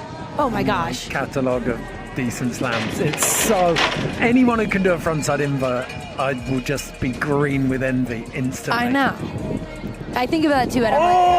The transfer front ball for Marie. Like I put in my hours for the frontside invert. Like at this point, I should be able to do it consistently, but absolutely not. No, it's one of those tricks that you just never have consistently. No. It comes and goes. Yeah, the ones, what do they say? The older you get, the more tricks you forget. Yeah, Egan Wynn. Let's see if Egan Wynn tosses one up, because I know she's got it in her bag. Come on, Egan. Oh my goodness, and she's right there. She's so good at that trick too, on anything, really. And you know it's when you properly commit and your ass is over the deck and your board's fully back in the transition. Ooh, locked. Veda. You can't hear her down here in the booth, but you know, when you're up 450, looking for that swaggy front board 450 off of the Now it's a real contest. This is what we talked about, that last 10 minutes, like last 15 minutes, really putting an exclamation point on everything you've done for the judges. Put everything on the table. Jill, okay, Nicolas Cage contest aside, who's your money on for the main event? Oh. Do you have any favorites? Logistically or favorites? Yeah. Personal favorites, but also logistically. Henna and Hinano are my personal favorites. I think logistically, oh my God, it's so tough. You know, everyone's kind of doing different things. I think. What do you think Dark Horse is looking for? That nose press was absolutely great. I mean, of course, Jess Perlmutter coming off a ripping tear this season. I think she's up there. I think Homari too has had an excellent display of snowboarding, but I don't know, something about the way Henna snowboards. She's very consistent. She's going big. She's going fast. Hinano with the switch ups and stuff, and I'm not too sure what the judges are looking for, but I don't know. And like Jalen as well, doing great. What about you? Yeah, I think it's undeniable that Jess has been doing well. I think everyone you just listed, Hinano, Homari. Liv Tano also. Oh, there it is. Incredible. Yeah. Love to see that. Board slide transfer, so much at stake. You know, she did get hooked up on the, you know, when you get stuck on a trick like the back one on the rail, you do kind of lose a little of that leg up, I would say. We talked about that feedback loop that stole so much time off Would her. you say back one could be a contender for best trick? Yes, and I think back one and the board side. Yeah, like sure. I think both of those are ripping tricks. And they deserve to be rewarded, in my opinion. I think those really emulate street snowboarding. Yeah. And as that, like I'm a huge fan of that. Again, Jalen Hansen coming in. Okay, quick shout out. If you're watching this on YouTube, don't forget you can vote for the People's Champ in the comments. We've got plenty of votes in already, and I can tell you that Henna Ikaola is leading the People's Champ vote at the moment. So Ebby, our AI genius, is looking after those comments. You can only vote once, but if you haven't already, get in there. We're getting towards the business end of this now. That was beautiful. That was beautiful. Switch front, blunt, same way. Absolutely stomped. Ooh, I don't know if you heard that. Thunderclouds clapping above our heads. The weather gods may yet have their say on when this closes down. Yuri, get busy. Big transfer over the planters. Jess Perlmutter looking for that cap tube pretzel. She wants it so bad. And dare I say, she's been hung up on that as well. And that's where I say, you know, maybe, I don't know, but maybe it's a different result. I don't know what the contest, what's the strategy to move on? It's hard mentally to move on once you're in it. Vader getting a huge cheer there. Marie Coleman looking for something here. Switch 50 on that ledge. Where is she from? Garmisch-Partenkirchen. No idea where that is. What did you call me? It's southern Germany, Bavaria. Okay. Dad was an old German pipe rider. Okay. And they've got the Zugspitz. Oh, glacier. I'm sorry. I'm going to have to cut you off for Desiree Melanson. Looking for a staple front 5-0. That's one of our favorite snowboarders right there. That's OG street snowboarder Desiree Melanson. Inspiration to many. Absolutely. Yeah, she took me under her wing when I was just a wee lad, and you know, she took me under her wing as well. She really does. She really puts on a helping hand, and this one's for free, but and then she spit me right back out. Yeah. It's kind of like, I don't want you anymore. Yeah, you're kind of pissing me off, so maybe figure it out. That's her wing. Yeah. Just holds you in the bottom of a bill for a bit. And that's all you need. I mean, if you love them, let them go. You know what I'm saying? I mean, you figured it out. Yeah. Pretty good. But she does this really awesome suicide prevention thing. Stay. Check it out if you haven't. It's a nonprofit, and she's killing it, bringing awareness to us all around. Yeah, somebody's thinking about you. Stay. Look into it. Yeah. Okay, if the weather does hold, we got 20 minutes left here. Jada dropping in. Worth noting as well, if you want to be part of the super chat on the broadcast, then we've got 3 charities. Stay is one of them. If you're paying to get your comment to the top of the comments there, or if you're paying to put a question to Jill or Dara, then all of that money will go to Stay. We're mental, or we're all mental, is Laura Rogowski's. Aren't we all? 100%. To do this, you got to be a little insane. You got to have a screw loose to be or a couple. Street. What fun is normal? No. Almost so boring. Boring. Oh, I'm getting freaked out with this thunder out here. They don't care. You know, I mean, I guess it runs in the veins, but they don't care about this rain. Well, a little danger. We love that. Bella Warren. Like late charge. If this was a horse race, she'd have come from about 20 furlongs behind and then just started charging into it. Oh, yeah. Look at this. The wind, the rain, nothing can stop the uninvited. This is a force of nature. Melon gap out on the down flat down from Livia. Livia's just getting started. I think she needs more than 20 minutes. Are we going to see this, Egan? Let's bring it home. Oh, so close. She's been waiting all day for this, you know. She got a little spooked in there thinking we weren't going to get the chance. I want a megaphone. I want to start yelling, get it! She knows. Nose press front one on the down flat down by Jalen Hansen. That was definitely a flash, wasn't it? That was something. Who knows? Again, they don't care. Switch front board same way. Oof, looking for this. Holy smokes. Probably can't hear that through your screens, but there's some loud thunder going down here. Google thunder. That's what we're experiencing here at The Uninvited. Yeah. The cats and the dogs have been put away. Our camera woman, Sophie, has got There's a bit of drama behind the scenes right now, but we're still here. Riders are still strapped in. Oh. Okay. Getting crazy. I wish I could turn the camera around right now and you could see Sophie just pull the tarpaulin a little bit in front of the lens so they can see what we're doing here. There you go. It's raining out here. Heavy We're waterproofing everything. Protection. We've had a couple of little flashes. There is no question we're in the midst of a thunderstorm here. We knew this second storm was coming in, but fingers crossed. I think we might be shutting it down. I'm waiting for the bird in my ear to tweet that we're shutting down. We're going to go to awards, I think. I think we're going to awards, so that is it. Wow. Incredible. Wow. Like the ride, but what I loved about that, the riders threw down knowing that was coming. Yep. To the absolute high buzzer. pressure, high stakes, and they performed. And I can't wait to see how this thing shakes up, you know? I mean, sitting in there for 40 minutes and then coming back out and then doing the level of things they're doing after taking a break they're professionals. True professionalism. Yeah. Yep. Yeah. I don't know what's going to happen. I can't call it. I don't know what the judges are going to decide with the awards, and I can't wait to see. Yeah, it's kind of a toss-up, which I like, dare I say. Like, sometimes it's more exciting when there really is... You just don't know. We got some serious hail. We've got hail coming in now. We're going to start getting bombed by stuff. There's actual hail on the desk here. This is fantastic. This isn't like NST when you're in the nice office in Los Angeles, huh? They put us out in the dirt. I love this. This is as raw as it gets. We got a lightning storm. We got hail. The energy, it's like Mother Nature's reflecting what we've seen out there on the course. I'm totally with you, both of you on that. Like, you come into an awards and I can't pick anyone out of that. No. It was everyone threw down, everyone showed up. It's going to be close. Yeah. The judges, as great as they are, they've got such a hard job. It's exciting. It's drama. It's thunder and lightning. It's Uninvited Invitational 2026. It's a group of girls. We should probably get out of here because this is dangerous. Yeah, we're going to send you over.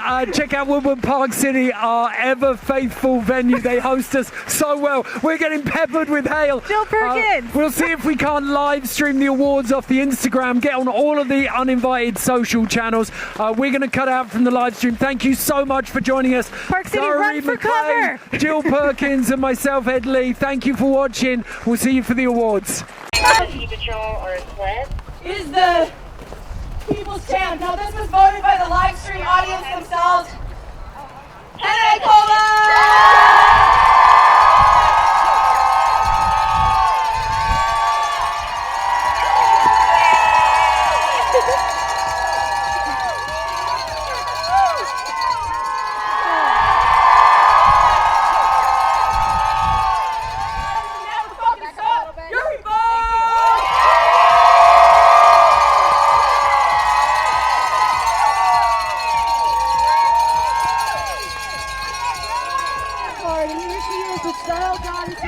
Winning $1,000, $1,500.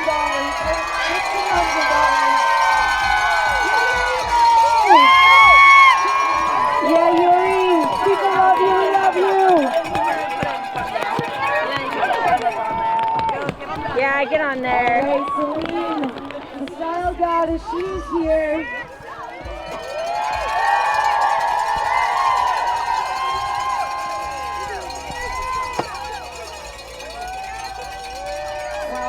Talkie shovel girls are my heroes. I completely agree with that.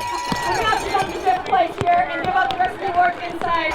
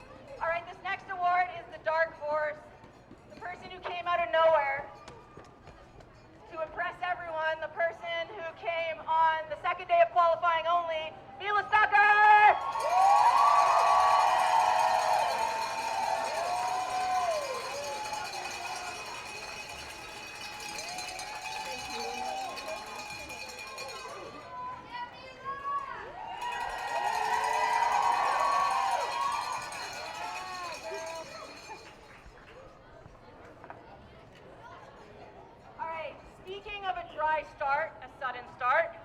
Next up is our Nicolas Cage Award. This person came in without any warm-up, second try. Almost at the coping bench, says Steffi Luxton!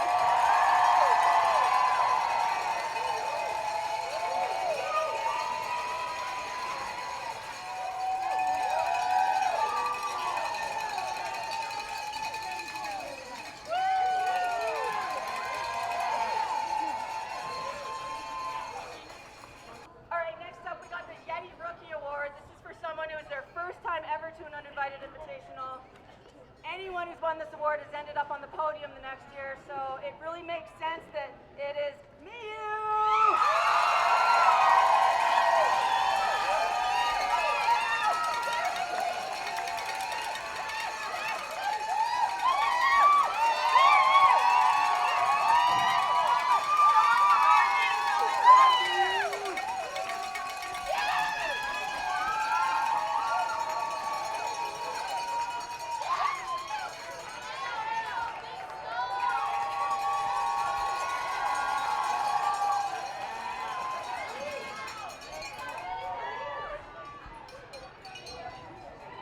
All right, next up we have Style Boss.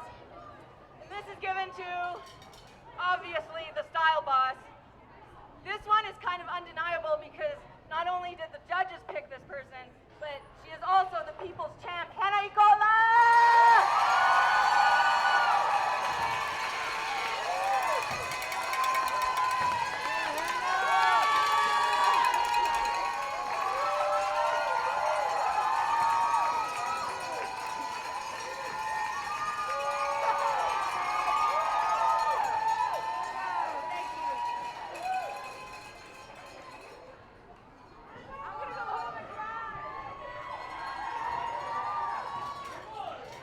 You guys, this is insane. You hear that thunder?